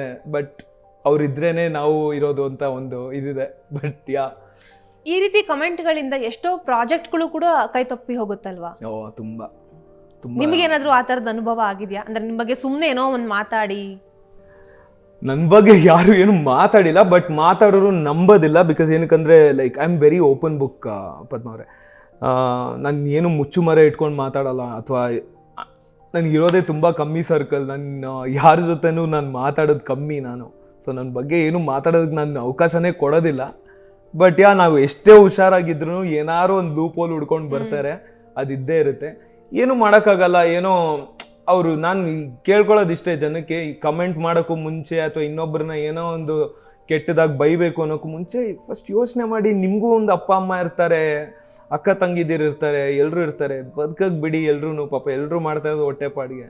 ಇವಾಗ ಅವ್ರು ಮಾಡೋ ಕೆಲಸಕ್ಕೆ ನಾವೇನಾದರೂ ಹೋಗಿ ಮಧ್ಯೆ ಹೋಗ್ಬಿಟ್ಟು ನೀನು ಹಿಂಗೆ ಮಾಡಬೇಡ, ಕರೆಕ್ಟಾಗಿ ಮಾಡಲ್ಲ ಅಂತ ಹೇಳೋಕ್ಕಾಗುತ್ತಾ? ಇಲ್ಲ. ಲೈಕ್ ಎಲ್ಲರೂ ಚೆನ್ನಾಗಿರ್ಬೇಕಷ್ಟೇ. You just spread love. ಇಲ್ಲಿ ಹೇಟ್ ಅನ್ನೋದೇ ಹೋಗಬಾರ್ದು. ಎಲ್ಲರೂ ಖುಷಿಯಾಗಿದ್ದರೆ ಯಾಕೆ ಎಲ್ಲ ಚೆನ್ನಾಗಿರಲ್ಲ ಹೇಳಿ? ಎಲ್ಲ ಮನೇಲೂ ಒಂದು ಪ್ರಾಬ್ಲಮ್ ಇದ್ದೇ ಇರುತ್ತೆ. ಸರಿಪಡಿಸ್ಕೊಂಡು ಹೊಂದ್ಕೊಂಡು ಹೋಗ್ಬೇಕಷ್ಟೇ. ಓಕೆ, ನಾವಾಗ ಹಣದ ಬಗ್ಗೆ ಮಾತಾಡಿದ್ವಿ. ಮನಿ ಮ್ಯಾನೇಜ್ಮೆಂಟ್ ಹೇಗೆ ಮಾಡ್ತೀರಾ? ಎಲ್ಲೆಲ್ಲಿ ಇನ್ವೆಸ್ಟ್ ಮಾಡೋಕ್ಕೆ ಇಂಟ್ರೆಸ್ಟ್ ಇದೆ ನಿಮಗೆ? ತುಂಬ ಕಡೆ ಇದೆ. ನೀವು ಸ್ಟಾಕಲ್ಲಿ ಇನ್ವೆಸ್ಟ್ ಮಾಡ್ಬೋದು, ಶೇರ್ ಮಾರ್ಕೆಟ್ ಸ್ವಲ್ಪ ರಿಸ್ಕೆ, ಬಟ್ ಇದ್ರಲ್ಲಿ ಮಾಡ್ಬೋದು. ನಾನು ಸ್ವಲ್ಪ ರಿಯಲ್ ಎಸ್ಟೇಟೆಲ್ಲ ಮಾಡ್ತಿದ್ದೆ ಮುಂಚೆ. ಆಮೇಲೆ ಕಾರ್ಗಳನ್ನ ಬೈ ಮಾಡಿ ಸ್ವಲ್ಪ ಜಾಸ್ತಿ ದುಡ್ಡಿಗೆ ಮಾರ್ತಿದ್ದೆ, ಇದು ಮಾಡಿದ್ದೀನಿ. ಸೊ ಎಲ್ಲೋ ನನಗೆ ಯಾವ್ದು ಕೈ ಹಿಡಿದಿದೆ ನಾನು ಮಾಡಿದ್ದೀನಿ. ಎಲ್ರಿಗೂ ಅದೇ ಆಗುತ್ತೆ ಅಂತ ಇಲ್ಲ. ಒಬ್ಬೊಬ್ರದ್ದು ಆಟ್ರಿಬ್ಯೂಟ್ಸ್ ಬೇರೆ ಇರುತ್ತೆ. ಅವ್ರಿಗೆ ನಮ್ಗಿಂತ ಕ್ವಾಲಿಫೈಡು ಇರ್ತಾರೆ ಜನಗಳು. So business is the right thing, but right business and right investment at the right time matters. ಸುಮ್ಮನೆ ಎಲ್ರೂ ಫ್ರೆಂಡ್ಸ್ನ ನಂಬಿಟ್ಟು ಇನ್ವೆಸ್ಟ್ ಮಾಡ್ತೀವಿ. ತುಂಬ ಜನ ಆಗಿದೆ, ಮೋಸ ಹೋಗಿದ್ದಾರೆ. ಹೌದು. ಒಂದ್ಸತಿ ಕೊಟ್ಟಾದ್ಮೇಲೆ, ಇವಾಗ ಯಾವುದೇ ಮನುಷ್ಯಂಗಾಗಲಿ ನೀವು ದುಡ್ಡು ಕೊಟ್ಟಾಗ ಕೊಡೋ ಈಸ್ಕೋಬೇಕಾದ್ರೆ ಇರೋ ಮರ್ಯಾದೆ ಕೊಡ್ಬೇಕಾದ್ರೆ ಇರಲ್ಲ. ನೀವು ಎಷ್ಟೇ ಸ್ವಂತ ಫ್ಯಾಮಿಲಿಗೆ ಕೊಡಿ, ಒಂಥರ ಮುಖ ಸಿಂಡಿಸ್ಕೊಂಡೇ ಕೊಡೋದು, ಆಯಿತು ತಗೋಬೋದು ಅಂತ. ಈಸ್ಕೋಬೇಕಾದ್ರೆ ಹಂಗಿರಲ್ಲ. ಸೊ ಜನರದ್ದು ಬಿಹೇವಿಯರೇ ಹಿಂಗೆ, ಅದು ಸಹಜ. ನಮ್ಮದು ಅದೇನೋ ಹೇಳ್ತಾರಲ್ಲ, ನಮ್ಮ ಕಲ್ಚರಲ್ಲಿ ಬಂದ್ಬಿಟ್ಟಿದೆ ಅನ್ಸುತ್ತೆ ಅದೆಲ್ಲರಿಗೂ. ಸೊ ಏನು ಮಾಡೋಕ್ಕಾಗಲ್ಲ. ಸೇವಿಂಗ್ಸ್ ಎಲ್ಲ ಯಾವ ರೀತಿ ಮಾಡ್ತೀರಾ ಅಂತ? ಖರ್ಚು ಇಷ್ಟೇ ಮಾಡಬೇಕು, ಸೇವಿಂಗ್ಸ್ ಈ ಥರ ಮಾಡಬೇಕು? Definitely you have to manage your finances. ನಾನು ಇವಾಗ ಮಂತ್ಲಿಗೆ ನನಗೆ ಇಷ್ಟು ಖರ್ಚಿದೆ ಅಂದರೆ ನಾನು ಇಷ್ಟು ಖರ್ಚನ್ನ ನಾನು ಅಷ್ಟಕ್ಕೆ ಯೂಸ್ ಮಾಡ್ತೀನಿ. ನಾನು ಯೂಶಲಿ ಹೊರಗಡೆ ತಿನ್ನಲ್ಲ. ಹೊರಗಡೆ ತಿನ್ನೋದ್ರಿಂದ ನಿಮಗೆ ಜಾಸ್ತಿ ಖರ್ಚು ಆಗೇ ಆಗುತ್ತೆ. You want to leave a very simple life ಅಂದರೆ ಮನೇಲಿರೋ ಊಟ ಮಾಡಿ, ಹೌಸ್ ಪಾರ್ಟೀಸ್ ಮಾಡಿ, ಪಬ್ಬು ಡಿಸ್ಕ್ಗೆ ಇದೆಲ್ಲ ಹೋಗ್ಬಿಟ್ಟು 350 ರೂಪಾಯಿ ಇರೋ ಬಿಯರ್, ಅಲ್ಲ 250 ರೂಪಾಯಿ ಇರೋ ಬಿಯರ್ಗೆ 750 ರೂಪಾಯಿ ಕೊಟ್ಟು ಕುಡಿಬೇಡಿ. ಫಸ್ಟು ಮನೇಲಿ ತೊಗೊಳ್ಳಿ, 4 ಜನ ಫ್ರೆಂಡ್ಸ್ನ ಕರೀರಿ, ಒಂದೊಳ್ಳೆ ಮ್ಯೂಸಿಕ್ ಹಾಕಿ, ಒಂದು ಸ್ಪೀಕರ್ಸ್ ಇಟ್ಕೊಳ್ಳಿ. ಅದಕ್ಕಿಂತ ದೊಡ್ಡ ಪಾರ್ಟಿ ಬೇಕಾ? ಗಲಾಟೆ ಆಗಲ್ಲ, ಬೇರೆಗಳು ಹುಡುಗರನ್ನ ಮೀಟ್ ಮಾಡಲ್ಲ, ಸಾಕಲ್ಲ. ಇದು ಲೈಫ್, ಇಷ್ಟೇ ಸಿಂಪಲ್ ಲೈಫ್. ಏನು ಎಷ್ಟು ಅಂತ ಪಾರ್ಟಿ ಮಾಡ್ತೀರಾ? ಮಾಡಿ. ಒಂದು ಟೈಮ್ ಇರುತ್ತೆ. ಇವಾಗ 20 to 25 ನಿಮ್ಗೆ ಮಾಡಬೇಕಾ ಪಾರ್ಟಿ, ಮಾಡಿಬಿಡಿ. ಯಾವುದು ಮಾಡಬೇಡಿ ಅಂತ ನಾನು ಹೇಳಲ್ಲ. ಅದಾದಮೇಲೆ ನೀವು ನಿಮ್ಮ ಫೈನಾನ್ಸ್ನ ಮ್ಯಾನೇಜ್ ಮಾಡ್ಕೊಂಡು ಬನ್ನಿ. ಹೊರಗಡೆ ತಿನ್ನೋದ್ರಿಂದ ನೀವು ತುಂಬ ಸೇವ್ ಮಾಡ್ಬೋದು. ಫಾರ್ ಎಕ್ಸಾಂಪಲ್, ನಾನು ಮುಂಚೆ ನಮ್ಮ ಮನೆ ಕುಕ್ ಇಡೋಕ್ಕಿಂತ ಮುಂಚೆ ನಾನು ಊಟ ತಿಂಡಿಗೆ ನಾನು 25,000 ಹೋಗ್ಬಿಡೋದು ತಿಂಗಳಿಗೆ. ಸೊ ಇದೆಲ್ಲ ಎಕ್ಸ್ಟ್ರೀಮ್ ಖರ್ಚಿದು. ಇವಾಗ ಅಪ್ಪ ಅಮ್ಮ ಕೊಡಗಲ್ಲಿರೋದು, ಅವ್ರು ಬಂದ್ಬಿಟ್ಟು ಯಾವಾಗಲೂ ಇರೋದಕ್ಕಾಗಲ್ಲ, ಎಲ್ಲೋ ಬರ್ತಾರೆ ಪಾಪ, ಒಂದು ವಾರ ಇದ್ದು ಹೋಗ್ತಾರೆ. ನನ್ನ ಜೊತೆ ಜಾಸ್ತಿ ಇರೋದು ಇಲ್ಲ. ಡಯಟ್ ಅಂದ್ಬಿಟ್ಟು ಅವ್ರಿಗೆ ಏನು ತಿನ್ನಕ್ಕೆ ಸಿಗೋದಿಲ್ಲ ಅಂದ್ಬಿಟ್ಟು. ಉಪ್ಪು ಸಕ್ಕರೆನೂ ಇಟ್ಟಿಲ್ಲ ನಿಮ್ಮ ಮನೇಲಿ ಅಂತ ಹೇಳಿದ್ರಿ. ಉಪ್ಪಿಟ್ಟಿಲ್ಲ, ಸಕ್ಕರೆ ಇಟ್ಟಿಲ್ಲ, ಏನು ಸ್ವೀಟ್ ಪದಾರ್ಥ ತಿನ್ನೋದೇ ಇಲ್ಲ, ಆಯಿಲಿ ಪದಾರ್ಥ ತಿನ್ನೋದೇ ಇಲ್ಲ. ನಾನು ತುಂಬ ಬಾಯ್ಲ್ಡ್ ಐಟಮ್ಸ್ ತಿಂತೀನಿ, ಬಾಯ್ಲ್ಡ್ ವೆಜ್ಜೀಸು, ಆಮೇಲೆ ಈ ಥರ ಚಿಕನ್, ಆಮೇಲೆ ಗ್ರಿಲ್ ಚಿಕನ್ನು ತಿನ್ನಲ್ಲ. ಹೊರಗಡೆಯಿಂದ ತರಿಸ್ಬಿಟ್ಟು ಅದನ್ನ ಬಾಯ್ಲ್ ಮಾಡಿಬಿಟ್ಟು ಲಿಟಲ್ ಬಿಟ್ ಸ್ವಲ್ಪ ಏನೋ ಚಾಟ್ ಮಸಾಲ ಹಾಕ್ಬಿಟ್ಟು ಲಿಟಲ್ ಬಿಟ್ ಟೇಸ್ಟ್ಗೆ ಅಂತ. ಈಗ ನಾವೆಲ್ಲ ಸ್ಟ್ರೆಸ್ನ ಹೇಗೆ ಮೇಂಟೈನ್ ಮಾಡ್ತೀವಿ ಅಂದ್ರೆ ತಿನ್ನೋದ್ರ ಮೂಲಕ. ನಮ್ಗೆ ಟೇಸ್ಟಿ ಫುಡ್ ಬೇಕು. ಲೈಫಲ್ಲಿ ಯಾವ್ದು ಟೇಸ್ಟಿ ಆಗಿರುತ್ತಲ್ವಾ ಅದೆಲ್ಲ ಪಾಯ್ಸನ್, ಸ್ಲೋ ಪಾಯ್ಸನ್ ಅದು. ಓಕೆ. ಯಾವ್ದು ಟೇಸ್ಟಿ ಇರಲ್ವ, ಫಾರ್ ಎಕ್ಸಾಂಪಲ್ ಹಾಗಲಕಾಯಿ, ನಮ್ಮಮ್ಮ ಮುಂಚೆ ಚಿಕ್ಕವರೆಲ್ಲ ತಿನ್ಸೋರು, ನಾನು ನುಂಗ್ಬಿಡ್ತಿದ್ದೆ. ಸೊ ಅದೆಲ್ಲ ತುಂಬ ಒಳ್ಳೇದು ಆ್ಯಕ್ಚುಲಿ. ನೀವು ನೋಡ್ಕೊಂಡು ಬಂದು ಟೇಸ್ಟ್ ಇಲ್ಲದೆ ಇರೋದೇ ಯಾವಾಗಲೂ ಒಳ್ಳೇದು ಹೆಲ್ತ್ಗೆ. ಓಕೆ. ಯಾವ ವಿಷಯದ ಮೇಲೆ ನಿಮ್ಮ ಸ್ಟ್ರೆಸ್ನ ಹಾಕ್ತೀರಾ? ಅಂದ್ರೆ ಸ್ಟ್ರೆಸ್ ಬಸ್ಟರ್ ಯಾವುದು? ನಾನು ಜಿಮ್ಮಲ್ಲಿ ಹೋಗ್ಬಿಟ್ಟು ಸ್ಟ್ರೆಸ್ ಎಲ್ಲ ಫ್ರಸ್ಟ್ರೇಷನ್ ಎಲ್ಲ ಅಲ್ಲಿ ಹಾಕ್ಬಿಡ್ತೀನಿ ನಾನು. ಓಕೆ. ಅದು ಬಿಟ್ಟರೆ ನನ್ನ ಫ್ರೆಂಡ್ಸ್ ಜೊತೆ ನಾನು ಕ್ರಿಕೆಟ್ ಬಾಲ್ ಆಡೋಕ್ಕೆ ಹೋಗ್ತೀನಿ, ಬ್ಯಾಡ್ಮಿಂಟನ್ ಆಡ್ತೀನಿ. ಇದು ಬಿಟ್ರೆ ಇನ್ನೇನಿಲ್ಲ, ಇದೇ ನನ್ನ ಸ್ಟ್ರೆಸ್. ಆಮೇಲೆ ಫ್ರೆಂಡ್ಸ್ ಕಡಿಮೆ ಇದ್ರೆ ನಿಮ್ ಸ್ಟ್ರೆಸ್ಸು ಕಡಿಮೆ ಇರುತ್ತೆ. ಸ್ಟ್ರೆಸ್ ಮ್ಯಾಕ್ಸಿಮಮ್ ಎಲ್ಲಿರೋದು ಗೊತ್ತಾ ನನಗೆ? ಕರಿಯರ್, ನೆಕ್ಸ್ಟ್ ಏನು, ನೆಕ್ಸ್ಟ್ ಈ ಸ್ಟೆಪ್ ತಗೊಂಡ್ರೆ ಸಕ್ಸಸ್ ಆಗುತ್ತಾ, ಇದು ನನಗೆ ದುಡ್ಡು ತಂದು ಕೊಡುತ್ತಾ, ಇನ್ವೆಸ್ಟ್ಮೆಂಟ್ ಮಾಡಿದ್ರೆ ಇದು ವಾಪಸ್ ರಿಟರ್ನ್ ಸಿಗುತ್ತೆ, ಇದಿಷ್ಟೇ ನನಗೆ ಸ್ಟ್ರೆಸ್ ಇರೋದು. ಇದು ಬಿಟ್ಟು ಒಂದು ಸ್ವಲ್ಪ ಮನೆ ಕಡೆ ಏನೋ ಇದು ಕಟ್ಟಿಸ್ತಾ ಇರೋದು ಅದೊಂದು ಸ್ವಲ್ಪ ಅದು ಬಿಟ್ಟರೆ ನಂಗೆ ಏನು ಸ್ಟ್ರೆಸ್ ಇಲ್ಲ. ಓಕೆ, ಯಾವ ವಿಚಾರದ ಬಗ್ಗೆ ನೀವು ನಾನು ತಲೆ ಕೆಡ್ಸ್ಕೊಳ್ಳಲ್ಲ ಜಾಸ್ತಿ. ನಾನು ಆ್ಯಕ್ಚುಲಿ ಟು ಬಿ ಆನೆಸ್ಟ್ ನಾನು ಕೇಳ್ಬಿಟ್ಟು ಬಿಟ್ಬಿಡ್ತೀನಿ. ಆಕ್ಚುಲಿ ಅದು ಬೆಸ್ಟ್, ಅದೇ ಬೆಸ್ಟ್. ನೀವು ಈ ಹಿಂದೆ ಒಂದ್ ಕಡೆ ಹೇಳಿದ್ರಿ ಇಂಗ್ಲಿಷ್ ಬರ್ತಿರ್ಲಿಲ್ಲ, ಆಮೇಲೆ ಹಠಕ್ಕೆ ಇಂಗ್ಲಿಷ್ ಕಲ್ತೆ ಅಂತ. ಹೌದು, ಇದ್ರ ಬಗ್ಗೆ ಹೇಳ್ಬೋದಾ? ನಾನು ಓದಿದ ಸ್ಕೂಲ್ ಬಂದ್ಬಿಟ್ಟು ಶಾಂತಿನಿಕೇತನ್ ಸ್ಕೂಲು. ಸೊ ಇಂಗ್ಲಿಷ್ ಒಂದು ಕನ್ನಡ ಮೀಡಿಯಂ ಇಲ್ಲ, ಇಂಗ್ಲಿಷ್ ಮೀಡಿಯಮ್ಮು. ಫಸ್ಟ್ ನಾವು ಎಲ್ಲೋ ನಾನು ಚಿಕ್ಕವನಲ್ಲಿರ್ಬೇಕಾದ್ರೆ ಗೌರ್ಮೆಂಟ್ ಸ್ಕೂಲಲ್ಲಿ 1-2 ವರ್ಷ ಓದಿದ್ದೆ. ನಮ್ಮ ಅಪ್ಪ ಹೇಳ್ತಾ ಇದ್ರು, ತರೀಕೆರೆಯಲ್ಲಿದ್ದಾಗ ನಾನು ನಮ್ಮ ಅಕ್ಕ 2 ವರ್ಷ ಗೌರ್ಮೆಂಟ್ ಸ್ಕೂಲಲ್ಲಿ ಓದಿದ್ವಿ. ಅದಾದಮೇಲಿಂದ ಸಡನ್ನಾಗಿ ನಾವು ಬ್ಯಾಂಗ್ಳೂರ್ಗೆ ಟ್ರಾನ್ಸ್ಫರ್ ಆದಮೇಲೆ ಬ್ಯಾಂಗ್ಳೂರ್ಗೆ ಬಂದ್ವಿ. ಬ್ಯಾಂಗ್ಳೂರಲ್ಲೆಲ್ಲ ಇದ್ವಿ. ಆವಾಗ ಶಾಂತಿನಿಕೇತನ್ ಸ್ಕೂಲ್ ಸೇರಿದ್ದು. ಆಗಿನ ಟೈಮಲ್ಲಿ ಅಷ್ಟೇನು ಇಂಗ್ಲೀಷ್ ಇರಲಿಲ್ಲ. ಇತ್ತು ನಮಗೆ ಫಸ್ಟ್ ಲ್ಯಾಂಗ್ವೇಜ್ ಬಂದ್ಬಿಟ್ಟು ಇಂಗ್ಲೀಷೇ ಇದ್ದಿದ್ದು, ಸೆಕೆಂಡ್ ಲ್ಯಾಂಗ್ವೇಜ್ ಕನ್ನಡ ಇತ್ತು. ಬಟ್ ಎಷ್ಟೇ ಇದ್ದರೂ ಎಲ್ಲರೂ ಕನ್ನಡದಲ್ಲೇ ಮಾತಾಡೋರು. ಸೊ ನನಗೆ ನಾವು ಬಂದಿದ್ದು ತುಂಬ ಬಡತನದಲ್ಲಿ ಬಂದಿದ್ದು. ನಮ್ಮ ಅಪ್ಪಂಗೆ ಬ್ಯಾಕ್ ಟು ಬ್ಯಾಕ್ ಅರಣ್ಯ ಆಪ್ರೇಷನ್ಸ್, ಹಾರ್ಟ್ ಆಪ್ರೇಷನ್ ಇದೆಲ್ಲ ಬ್ಯಾಕ್ ಟು ಬ್ಯಾಕ್ ಆಗಿ ಸ್ವಲ್ಪ ಪಾಪ ಮೆಡಿಕಲಿ ಅವ್ರು ತುಂಬ ವೀಕ್ ಆಗಿಬಿಟ್ರು. ಸೊ ಇದೆಲ್ಲ ಆಗಾದ್ಮೇಲೆ ಲೈಕ್ ನಾನು ಕಾಲೇಜಿಗೆ ಬಂದಾಗ ಅವಾಗಲೇ ನಮ್ಮ ಅಕ್ಕಂಗೆ ಹೇಳ್ತಿದ್ದೆ, ನನಗೆ ಐ ಡೋಂಟ್ ನೋ, ನನಗೆ ಈ ಥರ ಈ ಸ್ಟ್ರಗ್ಲಿಂಗ್ ನನಗೆ ಇಷ್ಟ ಆಗಲ್ಲ, ಈ ಲೈಫ್ ನನಗೆ ಈ ಥರ ಕಷ್ಟದಲ್ಲಿ ಬದುಕು. ಬಿಕಾಸ್ ಇವಾಗ ನಾವೆಲ್ಲೋ ನಮ್ಮ ಫ್ರೆಂಡ್ಸ್ ಜೊತೆ ಆಟ ಆಡೋಕೆ ಹೋಗ್ಬೇಕಾದ್ರೆ ನಾವು ಸೈಕಲ್ಗಳು ನೋಡ್ತೀವಿ. ಯಾರೋ ಒಬ್ರು ಟಾಪ್ ಗೇರ್ ಸೈಕಲ್ ತಂದಿರ್ತಾರೆ, gear cycle, MTB, trail blazer ಯಾವುದಾದ್ರು ಇತ್ತು ಅವಾಗ. ಈ ಥರ ನಮ್ದು ಯಾವುದು ಆ ಲೇಡೀಸ್ BSA ಸೈಕಲ್ ನಮ್ಮ ಅಪ್ಪ ನನಗೆ ತೆಕ್ಕೊಟ್ಟಿದ್ದು, ಅದು ಯಾವುದೋ ಸೆಕೆಂಡ್ ಹ್ಯಾಂಡಲ್ಲಿ 350 ರೂಪಾಯಿಗೆ ತೆಕ್ಕೊಟ್ಟು ಅದು ಹೊಡ್ಕೊಂಡು ಹೋಗ್ಬೇಕಾದ್ರೆ ನಮಗೆ ಒಂಥರ ಆಗೋದು, ಅಸಹ್ಯ ಆಗೋದು. ಆಮೇಲೆ ನಮ್ಮ ಫ್ರೆಂಡ್ಸ್ ಎಲ್ಲ ತಮಾಷೆ ಮಾಡೋರೆ, ಅವನೇನೋ ಲೇಡೀಸ್ ಸೈಕಲಲ್ಲಿ ಬರ್ತಾನೆ, ಗಗನ್ ಲೇಡೀಸ್ ಸೈಕಲ್. ಸೊ ಇದೆಲ್ಲ ಮಾತು ನಾವು ಚಿಕ್ಕವನಿಂದನೇ ಬಂದಾಗ ನನಗೂ ನಮ್ಮ ಅಕ್ಕನಿಗೆ ತುಂಬ ಹರ್ಟ್ ಆಗ್ತಿತ್ತು. ನಾವು ಯಾಕೆ ನಮಗೂ ಯಾಕೆ ಒಳ್ಳೆ ಲೈಫ್ ಇಲ್ಲ ಅಂತ. ಸೊ ಆಗಿದ್ದಾಗ ಲೈಕ್ ನಾನು ಫಸ್ಟು ನ್ಯಾಷನಲ್ ಕಾಲೇಜಲ್ಲಿ ಓದಿದ್ದು ನಾನು, ಸೆಕೆಂಡ್ PU ಅಲ್ಲ. ಅದಾದಮೇಲಿಂದ ನನ್ನ ಅಕ್ಕನಿಗೆ ಹೇಳಿದೆ, ನನಗೆ ಟೆನಿಕಾಸ್ಟ್ ನಿಂಗೆ ಡಿಗ್ರಿ ಇವಾಗ ಸ್ಟಾರ್ಟ್ ಆಗೋಕ್ಕಿಂತ ಮುಂಚೆನೇ I have to start working, call ಸೆಂಟರ್ಗೆ ನನಗೆ ಹೋಗ್ಬೇಕು. ಅಕ್ಕ ಆವಾಗ ನನಗೆ ಇಂಗ್ಲೀಷಲ್ಲಿ ಮಾತಾಡೋಕ್ಕೆ ಹೇಳ್ಕೊಟ್ರು. ಅಕ್ಕ ಸೆಕೆಂಡ್ PU ಎಲ್ಲ ಚೆನ್ನಾಗಿ ಬಾಲ್ಡ್ವಿನ್ಸಲ್ಲಿ ಮಾಡಿದ್ಲು. ನಮ್ಮ ಫ್ಯಾಮಿಲಿಲಿ ಲಕ್ಕಿ ಅಂದರೆ ನಮ್ಮ ಅಕ್ಕನೇ. ನಮ್ಮ ಅಪ್ಪ ತುಂಬ ಚೆನ್ನಾಗಿ ನೋಡ್ಕೊಂಡಿದ್ದಾರೆ ಅವಳನ್ನ. ಲೈಕ್ ಅವಳು ಕೇಳಿದ ಕಾಲೇಜ್ಗೆ ಅಡ್ಮಿಷನ್ ಮಾಡಿದ್ದಾರೆ, ಕಷ್ಟನೋ ಸುಖನೋ ಸಾಲ ಮಾಡ್ಬಿಟ್ಟು ಪಾಪ ಅದೇ ಕಾಲೇಜ್, ನನಗೆ ಹಿಂಗೆ ಅದೇ ನ್ಯಾಷನಲ್ ಕಾಲೇಜ್ ಹೋಗಲ್ಲಿ ಹಿಂಗೆ ಹಾಕ್ಬಿಡೋರು. ಸೊ ಅದಾದಮೇಲಿಂದ ಇಂಗ್ಲೀಷೆಲ್ಲ ಕಲಿತು ನಾವೆಲ್ಸ್ ಓದ್ತಿದ್ದೆ ಜಾಸ್ತಿ, ನ್ಯೂಸ್ ಪೇಪರ್ಗಳು ಓದ್ತಿದ್ದೆ, ತುಂಬ ಇಂಗ್ಲೀಷ್ ಮೂವೀಸ್ಗಳು ನೋಡ್ತಾ ಇದ್ದೆ. ಆಮೇಲೆ ಆ ಇಂಗ್ಲೀಷ್ ಮೂವಿ ಬರಬೇಕಾದ್ರೆ ಅದು ಸಬ್ಟೈಟಲ್ಸ್ ಬರುತ್ತಲ್ಲ, ಆ ಸಬ್ಟೈಟಲ್ಸ್ನ ಯಾವಾಗಲೂ ಓದ್ತಿದ್ದೆ ನಾನು. ಯಾವುದಾದ್ರು ಒಂದು ಒಳ್ಳೆ, ಇವಾಗ for example I feel very perplexed, ಈ ಥರ ವರ್ಡ್ ಅಲ್ಲ. ಸೊ ಇದೆಲ್ಲ ಬರುತ್ತೆ ಮೂವೀಸ್ನಲ್ಲಿ. ಸೊ ಆ ಪರ್ಪ್ಲೆಕ್ಸ್ಡ್ ಅನ್ನೋ ವರ್ಡ್ನ ನಾನು ಇಮಿಡಿಯೇಟ್ ನಾನು ಡಿಕ್ಷನರಿಗೆ ಆಗ್ಬಿಟ್ಟು ಏನು ಇದ್ರದ್ದು ಮೀನಿಂಗ್, ಓಕೆ. ಆಮೇಲೆ ಯಾರ ಹತ್ತಾದ್ರೂ ಮಾತಾಡಬೇಕಾದ್ರೆ ಒಂದು ಸೆಂಟೆನ್ಸ್ ಫಾರ್ಮ್ ಮಾಡ್ತಾ ಇದ್ದೆ. ಇವಾಗ ಏನೋ ನನಗೇನೋ ಮೂಡಿಲ್ಲ, bro I feel very perplex man ಅಂತ ಹಿಂಗೆಲ್ಲ ಡವ್ ಮಾಡ್ಬಿಟ್ಟು ಹಿಂಗೆ ಹಾಕ್ಬಿಡೋದು. ಇವರೆಲ್ಲ ಮಾತಾಡ್ತಿರ್ತಾರೆ, ನಮ್ಮ ಫ್ರೆಂಡ್ಸ್ ಎಲ್ಲ ಇಂಗ್ಲೀಷಲ್ಲಿ ಮಾತಾಡ್ತಾ ಇದ್ದಾರೆ, ನಾನು ಸ್ವಲ್ಪ ಟೈಮ್ ತೊಗೊಳೋದು, ನಾನು ಏನಾದ್ರು ಒಂದು ಮಧ್ಯದಲ್ಲಿ ಒಂದು ಲೈನ್ ಬಿಡಬೇಕಲ್ಲ ಅಂದ್ಬಿಟ್ಟು. ಸೊ ಅವಾಗ ಆ ಫ್ರೆಂಡ್ಸ್ ಅವ್ರಿಗೂ ಅನ್ಸುತ್ತೆ, ಓಕೆ ಇವನು ಸ್ವಲ್ಪ ಓದೋನ್ನೇ. ನೀವು ಒಂದ್ಸತಿ ಐ ರಿಮೆಂಬರ್ ನನ್ನ ಫಸ್ಟ್ ಟೈಮ್ ಯಾವುದೋ ಹಿಂಗೆ ಫ್ರೆಂಡ್ಸ್ ಜೊತೆ ಏನೋ ಇದು rain is coming like crazy, ಏನೋ ರೈನ್ ಇಸ್ ಕಮಿಂಗ್, ಒಂದು ಫುಲ್ ರೇಗ್ಸ್ ಆಗ್ಬಿಟ್ರು ನನ್ನ ಕಾಲೇಜಲ್ಲಿ ನನ್ನನ್ನು. ಏನೋ rain is coming, it's raining ಕಣೋ, ಅದು ಏನೋ ರೈನ್ ಇಸ್ ಕಮಿಂಗ್. ಸೊ ನನಗದು ತುಂಬ ಹರ್ಟ್ ಆಗಿಬಿಡ್ತು, ಇವ್ರು ನನ್ನ ಆಡ್ಕೊಳ್ಳೋಕ್ಕೆ ಶುರು ಮಾಡಿಬಿಟ್ರಲ್ಲ ಅಂತ. ಸೊ ನನಗೆಲ್ಲೋ ನನಗೊಂದು ಸ್ವಲ್ಪ ಮೇಲಿಗೋಯ್ತು, ನಾನು ಆ ಥರ ಆ್ಯಾವ್ರೇಜ್ ಹುಡುಗ ಅಲ್ಲ, I want to be the best ಅನ್ನೋ ಥರ. ಸೊ ಆಗ ನಾನು ಈ ಥರ ಎಲ್ಲ ಇಂಗ್ಲೀಷ್ ಕಲ್ತ್ಬಿಟ್ಟು ಒಂದೊಂದು ವರ್ಡ್ ಹಿಂಗೆ ಕಲ್ತ್ಬಿಟ್ಟು ಸುಮ್ಮನೆ ಒಂದು ಗ್ಯಾಪಲ್ಲಿ ಒಂದೊಂದು ವರ್ಡ್ ಹೊಡೆದ್ಬಿಟ್ಟು ಹೋಗ್ಬಿಡ್ತಾ ಇದ್ದೆ ನಾನು ಗ್ರೂಪಲ್ಲಿದ್ದಾಗ. ಆಮೇಲೆ ಅದೇ ಅಭ್ಯಾಸ ಆಯಿತು. ಒಂದು ಕೆಲಸ ಸಿಕ್ತು ನನಗೆ. ಆ ಕೆಲಸ ಸಿಕ್ಕಿದ ತಕ್ಷಣವೇ ಅಲ್ಲಿರೋ ಎನ್ವೈರನ್ಮೆಂಟ್ ಇತ್ತಲ್ಲ, ಲೈಕ್ ಆ ಹುಡುಗರಿದ್ರು, ಅಲ್ಲಿ ಹುಡುಗಿರಿದ್ರು, ಇವ್ರ ಜೊತೆಲ್ಲ ಬೆರಿತಾ ಇಂಪ್ರೂವ್ ಆಗಿಬಿಡ್ತು.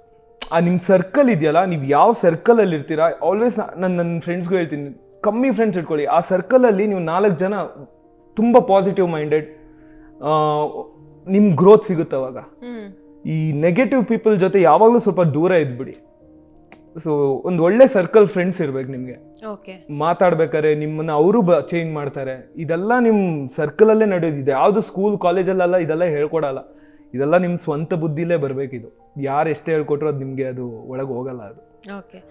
ಇಂಗ್ಲಿಷ್ ಕಬ್ಬಿಣದ ಕಡಲೆ ಅಂತ ಒಂದಷ್ಟು ಜನ ಅನ್ಕೊಂಡಿದ್ದಾರೆ. ಅವ್ರಿಗೆ ಏನ್ ಟಿಪ್ಸ್ ಕೊಡ್ತೀರಾ ಅಂತ? ಯಾವುದು ಕಷ್ಟ ಇಲ್ಲ, ನಿಜವಲ್ಲೂ ಇಂಗ್ಲೀಷ್ ತುಂಬ ಈಸಿ. ಆ ಒಂದು ಓದಬೇಕಷ್ಟೇ. ನೀವು ಎಷ್ಟು ಇಂಗ್ಲೀಷ್ ಬುಕ್ಸ್ ಓದ್ತಿರಲ್ಲ ತುಂಬ ಚೆನ್ನಾಗಿ ಇಂಗ್ಲೀಷ್ ಬಂದ್ಬಿಡುತ್ತೆ. ಆ ಗ್ರಾಮರ್ ಹಂಗೆ ಫ್ಲೋ ಆಗಿಬಿಡುತ್ತೆ. ಸೊ ಇವಾಗ ನಮ್ಮ ಕನ್ನಡ, ಇವಾಗ ನಮ್ಮ ಮಾತೃಭಾಷೆ, ನಾವು ಆಡ್ಭಾಷೆ ಯಾವ ಮಾತಾಡೋ ಕನ್ನಡ ಮಾತಾಡೋದು ಎಷ್ಟು ಸಲೀಸಾಗಿ ಬರುತ್ತಲ್ವಾ. ಇವಾಗ ನಾವು ಏನಾದ್ರು ನಿಮ್ಮ ಜೊತೆ ಮಾತಾಡ್ಬೇಕಾದ್ರೆ ಏನು ಯೋಚನೆ ಮಾಡೋದಿಲ್ಲ, ಟಕ್ಕಂತ ಫ್ಲೋ ಬಂದ್ಬಿಡುತ್ತೆ. ಅದೇ ನಾವು ಇಂಗ್ಲೀಷಲ್ಲಿ ಟಕ್ಕಂತ ಇವಾಗ ಟ್ರಾನ್ಸ್ಲೇಷನ್ ಮಾಡ್ಬಿಟ್ಟು ನಿಮ್ಮ ಜೊತೆ ಮಾತಾಡಿ ನಾವು ಟಕ್ಕ ಒಂದು ಪಾಸ್ ತಗೋತೀವಿ, ಏನು ಮಾತಾಡ್ಬೇಕು ಗುರುವೇ ಅಂದ್ಬಿಟ್ಟು. ಸೊ ಏನಿಲ್ಲ, ನಿಮ್ಗೆ ಆಸಕ್ತಿ ಇದೆಯಾ, ಅದ್ರಲ್ಲಿ ಇಂಟ್ರೆಸ್ಟ್ ಇದ್ರೆ ಮಾತ್ರ ಅದು ನಿಮಗೆ ಬರೋದು. ನಿಮ್ಗೆ ಅದು ಆಸಕ್ತಿ ಇಲ್ಲ ಅಂದ್ರೆ ಅದನ್ನ ಬಿಟ್ಬಿಡ್ತೀರಾ. ಬಟ್ ಎಷ್ಟೇ ಇಂಗ್ಲೀಷ್ ಕಲ್ತ್ರು ಆಗೋ ಕೆಲಸ ಅಲ್ಲ ಕನ್ನಡದಲ್ಲೇ ಅಲ್ವಾ. ಇಂಗ್ಲೀಷ್ ಏನೇ ಇದ್ರು ನೀವು ಟ್ರಾವೆಲ್ ಮಾಡಿದಾಗ ತುಂಬಾ ಯೂಸ್ ಆಗುತ್ತೆ. ವ್ಯಾವಹಾರಿಕ ಭಾಷೆ ತುಂಬಾ ಹೌದು. ನಿಮ್ಗೆ ದುಡ್ಡು ಮಾಡೋದಕ್ಕೆ ನಿಮ್ಗೆ ಇಂಗ್ಲೀಷ್ ಸ್ವಲ್ಪ ಬೇಕು. ನಮ್ಮ ಪ್ರಪಂಚ ಹೆಂಗಾಗ್ಬಿಟ್ಟಿದೆ ಅಂದ್ರೆ ಸ್ವಲ್ಪ ಇಂಗ್ಲೀಷ್ ಮಾತಾಡೋದೇ ಮರ್ಯಾದೆ ಕೊಡ್ತಾರೆ ಆತರ. ಯಾವ್ದು ಇವಾಗ ನೀವು ಒಂದು ಕಂಪ್ನಿಗೆ ಹೋಗಿ, ಇವಾಗ ನಾನು ಹೇಳೋದು ಈ ನಾರ್ಮಲ್ ನಮ್ದು ಇದ್ರಲ್ಲ, ಯಾವ್ದಾದ್ರು ಒಂದು ಕೆಲ್ಸಕ್ಕೆ ಕಂಪ್ನಿಗೆ ಹೋದಾಗ ನೀವು ತುಂಬಾ ಕನ್ನಡ ಮಾತಾಡ್ತಿದ್ರೆ ನಿಮ್ಮನ್ನ ಎಂಟರ್ಟೈನ್ ಮಾಡಲ್ಲ. ನಾನು ಪ್ರಾಪರ್ ಕಾರ್ಪೊರೇಟ್ ಹುಡುಗ. ನಾನು ಡೆಲ್ಲಲ್ಲಿ ವರ್ಕ್ ಮಾಡಿದ್ದೀನಿ, IBM ಅಲ್ಲಿ ಮಾಡಿದ್ದೀನಿ, ಮೆಟ್ರಿಕ್ ಸ್ಟ್ರೀಮಲ್ಲಿ ಮಾಡಿದ್ದೀನಿ, JMR ಇನ್ಫೋಟೆಕಲ್ಲಿ ಮಾಡಿದ್ದೀನಿ, ತುಂಬ ಕಂಪ್ನಿಗಳಲ್ಲಿ ಕೆಲಸ ಮಾಡಿದ್ದೀನಿ ನಾನು. For the age of 32 I have around like 7 years of corporate experience only. So ನಾನು ಅಲ್ಲಿ ಕೆಲಸ ಮಾಡಬೇಕಾದ್ರೆಲ್ಲ ನಾನು ನೋಡ್ತಿದ್ದೆ ಅಲ್ಲ, ಕನ್ನಡದಲ್ಲಿ ಮಾತಾಡಿದ್ರೆ ಏನೋ ತುಂಬ ಕೆಳಗಾಗ್ಬೇಕು. ಬಿಕಾಸ್ ಅಲ್ಲಿರೋರೆಲ್ಲ ನಾರ್ತ್ ಇಂಡಿಯನ್ಸೇ. ಸೊ ನಾನು ಅವತ್ತೇ ಡಿಸೈಡ್ ಮಾಡಿಬಿಟ್ಟೆ, ನಂದಿದ್ದು ಪ್ರೊಫೆಷನ್ನೇ ಎಲ್ಲ ಗುರು, ನಾನು ಬಾಸ್ ಆಗಿರ್ಬೇಕು ನನ್ನ ಕೆಲಸಕ್ಕೆ. ಸೊ ಇದು ಯಾವುದೂ ಆಗಲ್ಲ ಅಂದ್ಬಿಟ್ಟು ಬಿಟ್ಬಿಟ್ಟೆ. ಈಗ ಅಲ್ಲಿ ಸ್ಯಾಲ್ರಿಗೂ ಇಲ್ಲಿ ಸಿಗುವಂತಹ ಸಂಭಾವನೆಗೂ ಒಂದಷ್ಟು ವ್ಯತ್ಯಾಸ ಇರಬಹುದು. ಇದ್ರ ಬಗ್ಗೆ ನಿಮ್ಮ ಆಲೋಚನೆ ಏನು ಅಂತ? ನಾವು ತುಂಬ ಮುಟ್ಟಾಡ್ರು, ನಾವು ಹೇಳ್ಬೇಕಾದ್ರೆ ನಿಜವಾಗ್ಲೂ ನಾವು ಹೇಳ್ತೀವಿ. ನಾವು ಅನ್ಕೊಂತೀವಿ ಹೊರಗಡೆ ಹೋಗ್ಬಿಟ್ಟು ದುಡ್ಡು ಮಾಡ್ಬಿಡ್ತೀವಿ, ಹಂಗೆ ಏನೂ ಆಗಲ್ಲ. ಯಾವುದೋ ಕಂಪ್ನಿ 50 ವರ್ಷದಿಂದ ಮಾಡಿರ್ತಾರೆ, ನೀವು ಅಲ್ಲಿ ಹೋಗ್ಬಿಟ್ಟು ಸಡನ್ನಾಗಿ ನೀವು ಇನ್ಕ್ರಿಮೆಂಟು ನಿಮ್ಗೆ ಏನೊಂದು ಪೊಸಿಷನ್ ಕೊಟ್ಬಿಡ್ತಾರೆ, ಆಗಲ್ಲ. ನೀವು ಎಲ್ಲಿ ಬಂದಿದ್ದೀರೋ, ನಾನು ನಮ್ಮ ಅಪ್ಪ ಅಮ್ಮನಿಗೆ ಚಾಲೆಂಜ್ ಮಾಡಿದೆ ಅದು, ನಾನು ನಮ್ಮ ನಾಡಲ್ಲಿ ಕೆಲಸ ಮಾಡ್ತೀನಿ, ನಮ್ಮ ನಾಡಲ್ಲಿ ನಾನು ದುಡ್ಡು ಮಾಡ್ತೀನಿ ಅಂತ. ಸೊ ಅದು ಚಾಲೆಂಜ್ ಆಗಿ ತೊಗೊಂಡೆ. ನನಗೆ ಏನು ನಾನು ಅಲ್ಲಿ ತೊಗೋತಿದ್ನೋ ನಾನು ಅದ್ರದ್ದು ಟ್ರಿಬಲ್ ಅಮೌಂಟ್ ಇಲ್ಲಿ ತೊಗೊಂಡೆ ನಾನು. ಓಕೆ. ಸೊ ಆ್ಯಕ್ಚುಲಿ ಹೇಳ್ಬೇಕಂದ್ರೆ ನಮ್ಮ ಮಣ್ಣು ಇದೆಯಲ್ವಾ ತುಂಬ ಚೆನ್ನಾಗಿದೆ, ನಾವು ದುಡ್ಡು ಇಲ್ಲಿ ಮಾಡ್ಬೋದು. ಏನಕ್ಕೆ ಇವಾಗ ಎಷ್ಟು ಸ್ಟಾರ್ಟ್ಅಪ್ ಕಂಪನಿ ಇದೆ, ಏನಕ್ಕೆ ಬ್ಯಾಂಗ್ಳೂರ್ಗೆ ಬರ್ತಾ ಇದ್ದಾರೆ? It is a capital hub for the investment. Bangalore is that advanced. Okay. But ನಮ್ಮ ಕನ್ನಡದವ್ರು ಸ್ವಲ್ಪ ಇಲ್ಲಿಂದ ಹೊರಗೆ ಹೋಗೋದು ಬಿಡ್ಬೇಕಷ್ಟೇ. ಬೇರೆಯವರು ಸ್ವಲ್ಪ ಜಾಸ್ತಿ ಬರ್ತಿದ್ದಾರೆ. ಎಲ್ಲರಿಗೂ ಅಬ್ರಾಡ್ ಅಲ್ಲಿ ಜಾಸ್ತಿ ಸಂಬಳ ಸಿಗುತ್ತೆ ಅನ್ನೋ ಇದೊಂದು ಕಲ್ಪನೆ ಬಂದ್ಬಿಟ್ಟಿದೆ. ಬಟ್ ನಾನು ಹೊರಗಡೆ ಇದ್ನಲ್ಲ, ನನ್ನ ಪರ್ಸನಲ್ ಎಕ್ಸ್ಪೀರಿಯನ್ಸ್ ಹೇಳ್ತೀನಿ. ನಿಮ್ಮ ಮನೇನ ಎಷ್ಟು ಮಿಸ್ ಮಾಡ್ಕೊತೀರಾ ಅಂದರೆ ನಿಮಗೆ ಹೋಮ್ ಸಿಕ್ ಆಗಿಬಿಡುತ್ತೆ. ಲೈಕ್ ಅಂದರೆ ನಿಮಗೆ ಎಲ್ಲೋ ಒಂದು ಫ್ರೀಡಮ್ ಇರಲ್ಲ. ಪಾಸ್ಪೋರ್ಟು ಕಂಪ್ನಿಗೆ ಪ್ಲೆಜ್ ಮಾಡ್ಬೇಕು, ನೀವು ಸರೆಂಡರ್ ಮಾಡಿಬಿಟ್ಟಿರ್ತೀರ ಪಾಸ್ಪೋರ್ಟ್ನ. ನೀವು ಅಲ್ಲಿಂದ ಇಮಿಡಿಯೇಟ್ ಇವಾಗ ಮನೇಲಿ ಯಾರಾದರೂ ಹುಷಾರಿಲ್ಲ ಅಂದರೆ 20 ಮೇಲ್ ಕಳಿಸ್ಬೇಕು, ಪರ್ಮಿಷನ್ ತಗೋಬೇಕು, ಆಮೇಲೆ ಪಾಸ್ಪೋರ್ಟ್ ರಿಲೀಸ್ ಮಾಡ್ತಾರೆ. ಏನಕ್ಕೆ ಬೇಕಿದಲ್ಲ? ಅದು ಬದಲು ಅಪ್ಪ ಅಮ್ಮಂಗೆ ಇವಾಗ ಅಪ್ಪ ಅಮ್ಮಂಗೆ ಏನಾದ್ರು ಪ್ರಾಬ್ಲಮ್ ಆಯಿತು, ಟಕ್ಕಾಗಿ ಇಮಿಡಿಯೇಟ್ ಆಗಿ ಹೋಗೋ ಥರ ಇರ್ಬೇಕು ನೀವು ಜಾಗದಲ್ಲಿ. ಇದ್ಬಿಟ್ಟು ಎಲ್ಲೋ ಕೆಲಸ ಮಾಡ್ಕೊಂಡು ಅಪ್ಪ ಅಮ್ಮನ ಎಲ್ಲೋ ಬಿಟ್ಬಿಟ್ಟು ಏನು ಪ್ರಯೋಜನ? ಟ್ರೂ, ಅದಂತೂ ನಿಜ. ಈಗ ದೇವರು ಜೊತೆಗೆ ಆಧ್ಯಾತ್ಮ, ಇದ್ರ ಬಗ್ಗೆ ನಿಮ್ಗೆ ಆಸಕ್ತಿ ಇದೆಯಾ, ನಂಬಿಕೆ ಇದೆಯಾ? ನಾನು ನಂಬ್ತೀನಿ, ದೇವರು ಒಂದು ಭಕ್ತಿ ಇದೆ. ಬಟ್ ತುಂಬ ನಾನು ಮೂಢನಂಬಿಕೆ ಅನ್ನೋದು ಏನಿಲ್ಲ. ಎಷ್ಟು ಬೇಕು, ನಾನು ಇವಾಗ ಬೆಳಿಗ್ಗೆ ಎದ್ಬಿಟ್ಟು ಯಾವಾಗಲೂ ಅಷ್ಟೇ ಒಂದು ಪೂಜೆ ಮಾಡ್ತೀನಿ, ಡೈಲಿ ದೀಪ ಇಟ್ಟೇ ಇಡ್ತೀನಿ. ಎಲ್ರಿಗೂ ಒಳ್ಳೇದು ಮಾಡಪ್ಪ, ನನ್ನೂ ಚೆನ್ನಾಗಿ ಇಟ್ಟಿರು ಅಷ್ಟೇ. ಒಂದು ಹೇಳ್ತೀನಿ, ನಾನು ಇಷ್ಟೇ ಕೇಳೋದು ಆ್ಯಕ್ಚುಲಿ. ನಾನು ಆರೋಗ್ಯ, ಐಶ್ವರ್ಯ, ಸುಖ, ಸಂಪತ್ತು, ಧನ, ಧಾನ್ಯ ಎಲ್ಲ ಕೊಟ್ಟು ಕಾಪಾಡು. ಎಲ್ಲ ಬಂದ್ಬಿಡ್ತದೆ, ವಿದ್ಯಾ, ಬುದ್ಧಿ, ಆರೋಗ್ಯ, ಐಶ್ವರ್ಯ, ಸುಖ, ಸಂಪತ್ತು, ಧನ, ಧಾನ್ಯ, ಇಷ್ಟು ನಾನು ಕೇಳ್ಕೊಳ್ಳೋದು ಅಷ್ಟೇ. ಎಲ್ಲದೂ ಬಂದ್ಬಿಡ್ತದೆ. ಇದು ನಮ್ಮ ಊರಲ್ಲಿ ಇಗುತಪ್ಪ ಟೆಂಪಲ್ ಅಂತ ಒಂದಿದೆ, ತುಂಬಾ ಫೇಮಸ್ ಶಿವಂದು. ಅವ್ರು ಯಾವಾಗ್ಲೂ ಯಾರೇ ಬಂದ್ರು ಇದೊಂದು ಹೇಳ್ತಾರೆ, ವಿದ್ಯಾ, ಬುದ್ಧಿ, ಆರೋಗ್ಯ, ಐಶ್ವರ್ಯ, ಸುಖ, ಸಂಪತ್ತು, ಧನ, ಧಾನ್ಯ ಕೊಟ್ಟು ಕಾಪಾಡು. ಅದೊಂದು ನನಗೆ ಚಿಕ್ಕವನಿಂದ ಅಭ್ಯಾಸ ಆಗ್ಬಿಟ್ಟಿದೆ. ಚಿಕ್ಕವನಿಂದ ನಾನು ಇಷ್ಟೇ ಕೇಳ್ಕೊ ಬಂದಿತ್ತು. ನನ್ನ ಅಪ್ಪ, ಅಮ್ಮ, ಅಕ್ಕನ ಮಗ ನನ್ನ ಚೆನ್ನಾಗಿಟ್ಟಿರಪ್ಪ ಅಂತ ಇಷ್ಟೇ ನಾನು ಕೇಳೋದು. ಲಾಸ್ಟಲ್ಲಿ ನನಗೆ ಕೇಳ್ಕೊತೀನಿ ನಾನು. ದೇವರಿಂದ ನಿಮ್ಮ ಜೀವನದಲ್ಲಿ ಏನಾದರೂ ಪವಾಡ ನಡೆದಿದೆ ಅಥವಾ ನಾನು ಬದಲಾಗಿದ್ದೀನಿ ಅಂತ ಅನ್ಸುತ್ತಾ? ಇಲ್ಲ. ನನ್ನ ಸ್ವಂತ ಬುದ್ಧಿಯಿಂದನೇ ನಾನು ಬದಲಾಗಿದ್ದು. ನಾನು ಹುಡುಗಾಟ ಎಲ್ರಿಗೂ ಇದ್ದೇ ಇರುತ್ತೆ ಆ ವಯಸ್ಸಲ್ಲಿ, ಅದೆಲ್ಲ ಇತ್ತು, ಎಲ್ಲ ಆಗಿ I became very serious at the age of 26ಗೆ ನಾನು ಕಂಪ್ಲೀಟ್ ಚೇಂಜ್ ಆಗಿಬಿಟ್ಟೆ. ಲೈಕ್ ನನ್ನ ಫ್ರೆಂಡ್ಸ್ನೆಲ್ಲ ಕಟ್ ಮಾಡಿಬಿಟ್ಟೆ. ನಂದು ಎಷ್ಟೊಂದು ಗ್ರೂಪ್ ಇತ್ತು, ತುಂಬ ಏರಿಯಾಗಳಲ್ಲೆಲ್ಲ ಫ್ರೆಂಡ್ಸ್ ಇತ್ತು, ಎಲ್ರೂ ಕಟ್ ಮಾಡಿದೆ. ಎಲ್ಲೋ ಫೋನಲ್ಲಿ ಅವಾಗಿವಾಗ ಮಾತಾಡಬೇಕಾದ್ರೆ I just talk to them ಅಷ್ಟೇ. ಪರ್ಸ್ನಲ್ ಆಗಿ ಮೀಟಿಂಗೂ ಇಲ್ಲ, ಎಲ್ಲೋ ಒಬ್ಬೊಬ್ಬರು ಪಾಪ ಸಿಗ್ತಾರೆ. ಅದೇ ಹೇಳಿದ್ನಲ್ಲ, ಕಮ್ಮಿ ಸರ್ಕಲಲ್ಲೂ ನಾನು ತುಂಬ ಆಯ್ಕೆ ಮಾಡಿ ಇಟ್ಕೊಂಡಿದ್ದೀನಿ ಫ್ರೆಂಡ್ಸ್ನ. ಒಬ್ಬೊಬ್ಬರು ತುಂಬ ಜನ ಇದ್ದು ಫ್ರೆಂಡ್ಸು, ಯಾರು ಏನು ಯಾವ ಕಷ್ಟಕ್ಕೂ ಬರೋದಿಲ್ಲ. ಸೊ ಆವಾಗಲೇ ಗೊತ್ತಾಯಿತು ಸಾವಾಸ ದೋಷ ಬೇಡ, ಸಂಘ ದೋಷದಿಂದ ತುಂಬ ಹಾಳಾಗೋದಿದೆ ಅಂತ. ಯಶೋರು ಮೂವಿಲೇ ಹೇಳಿದ್ದಾರೆ. ಅಪ್ಪ ಅಮ್ಮ ಹೇಳ್ತಾರೆ ಮನೆಯಿಂದ ಹೊರಗಡೆ ಹೋಗ್ಬೇಕಾದ್ರೆ ನೋಡ್ಬಿಟ್ಟು ಬೆರೀರೋ ಅಂತ ಅಂದ್ಬಿಟ್ಟು. ಕರೆಕ್ಟ್ ಅಲ್ವಾ? ಸೊ ಅದು ನಿಜ, ಅದು ದೊಡ್ಡವ್ರು ಹೇಳೋ ಮಾತು ಯಾವಾಗಲೂ ನಿಜಾನೇ. ಸೀತಾರಾಮ ಧಾರಾವಾಹಿಯಲ್ಲಿ ಸಾಕಷ್ಟು ಕತೆ ಟ್ರ್ಯಾಕ್ಗಳಿತ್ತು. ನೀವು ಏನು ಕಲ್ತ್ರಿ ಅಂತ ಆ ಸ್ಕ್ರಿಪ್ಟಿಂದ? ಹೇಗೆ ಹಂಬಲ್ ಆಗಿರಬೇಕು ಅನ್ನೋದು ತುಂಬ ಚೆನ್ನಾಗಿ ಕಲಿತೆ ಲೈಫಲ್ಲಿ. ಒಂದು ನಿಜವಾಗ್ಲೂ ಕಲ್ತಿರೋದೇನೆಂದರೆ, ನೀವು ಎಷ್ಟೇ ದೊಡ್ಡವರಾಗಿರಲಿ, ಹಣ ಅಂತಸ್ತು ಆಸ್ತಿ ಎಷ್ಟೇ ಇರಲಿ, ಹೋಗೋದು ಕೊನೆಗೆ 6 ಅಡಿ ಗುಂಡಿಗೆ ಏನೂ ತೊಗೊಂಡು ಹೋಗಲ್ಲ. ಲೈಫ್ ಇಸ್ ಜಸ್ಟ್ ಆ ಮೊಮೆಂಟ್ಗೆ ಅಷ್ಟೇ ನೀವು ಬದುಕ್ತಾ ಇರೋದು.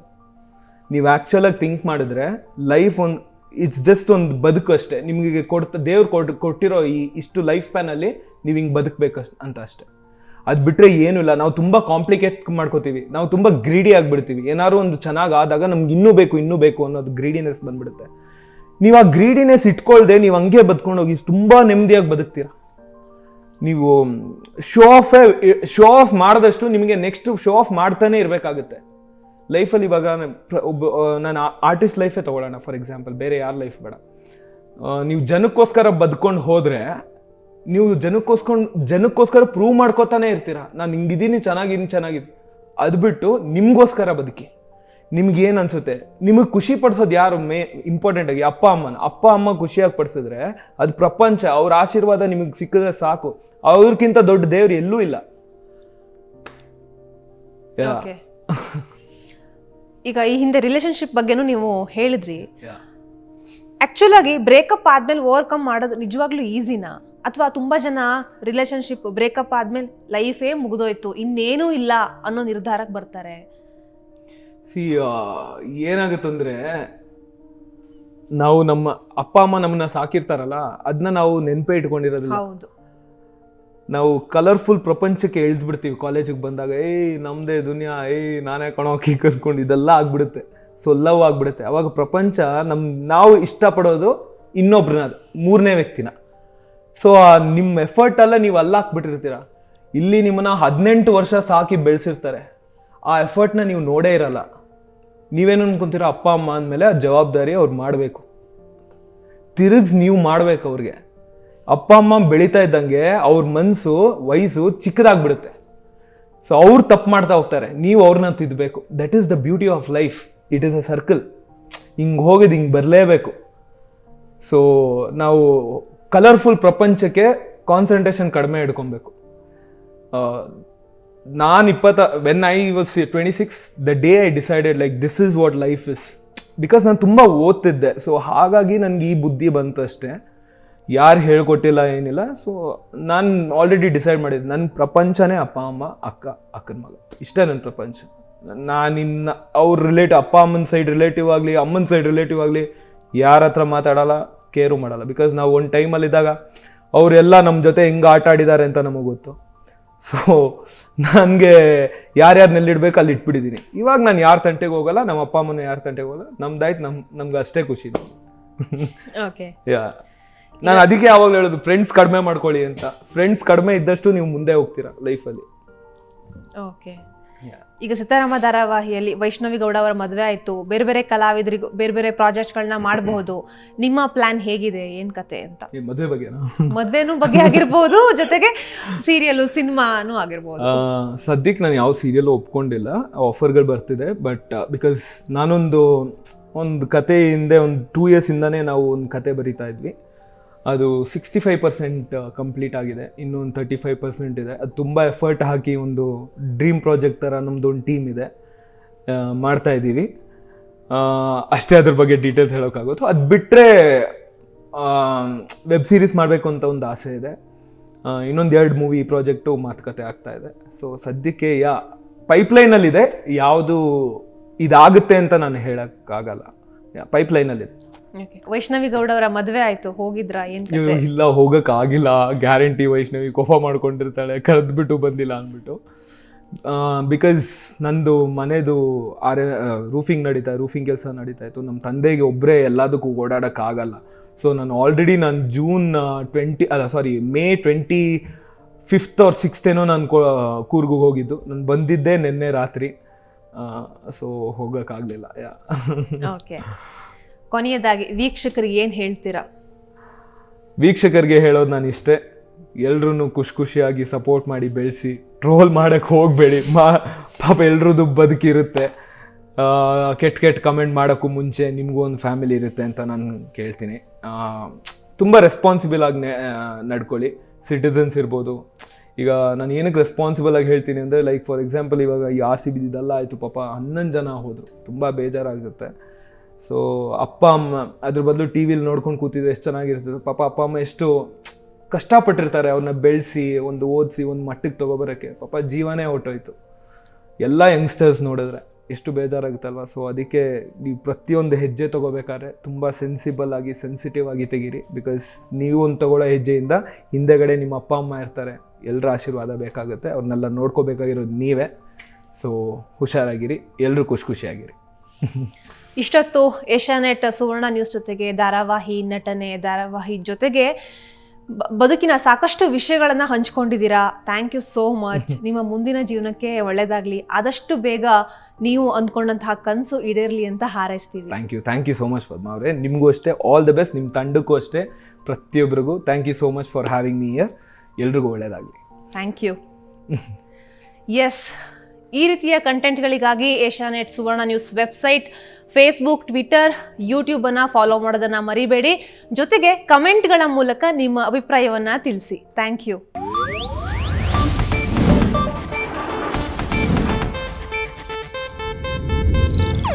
ಇದು ಏಷ್ಯಾನೆಟ್ ನ್ಯೂಸ್ ನೆಟ್ವರ್ಕ್ ಪ್ರಸ್ತುತಿ.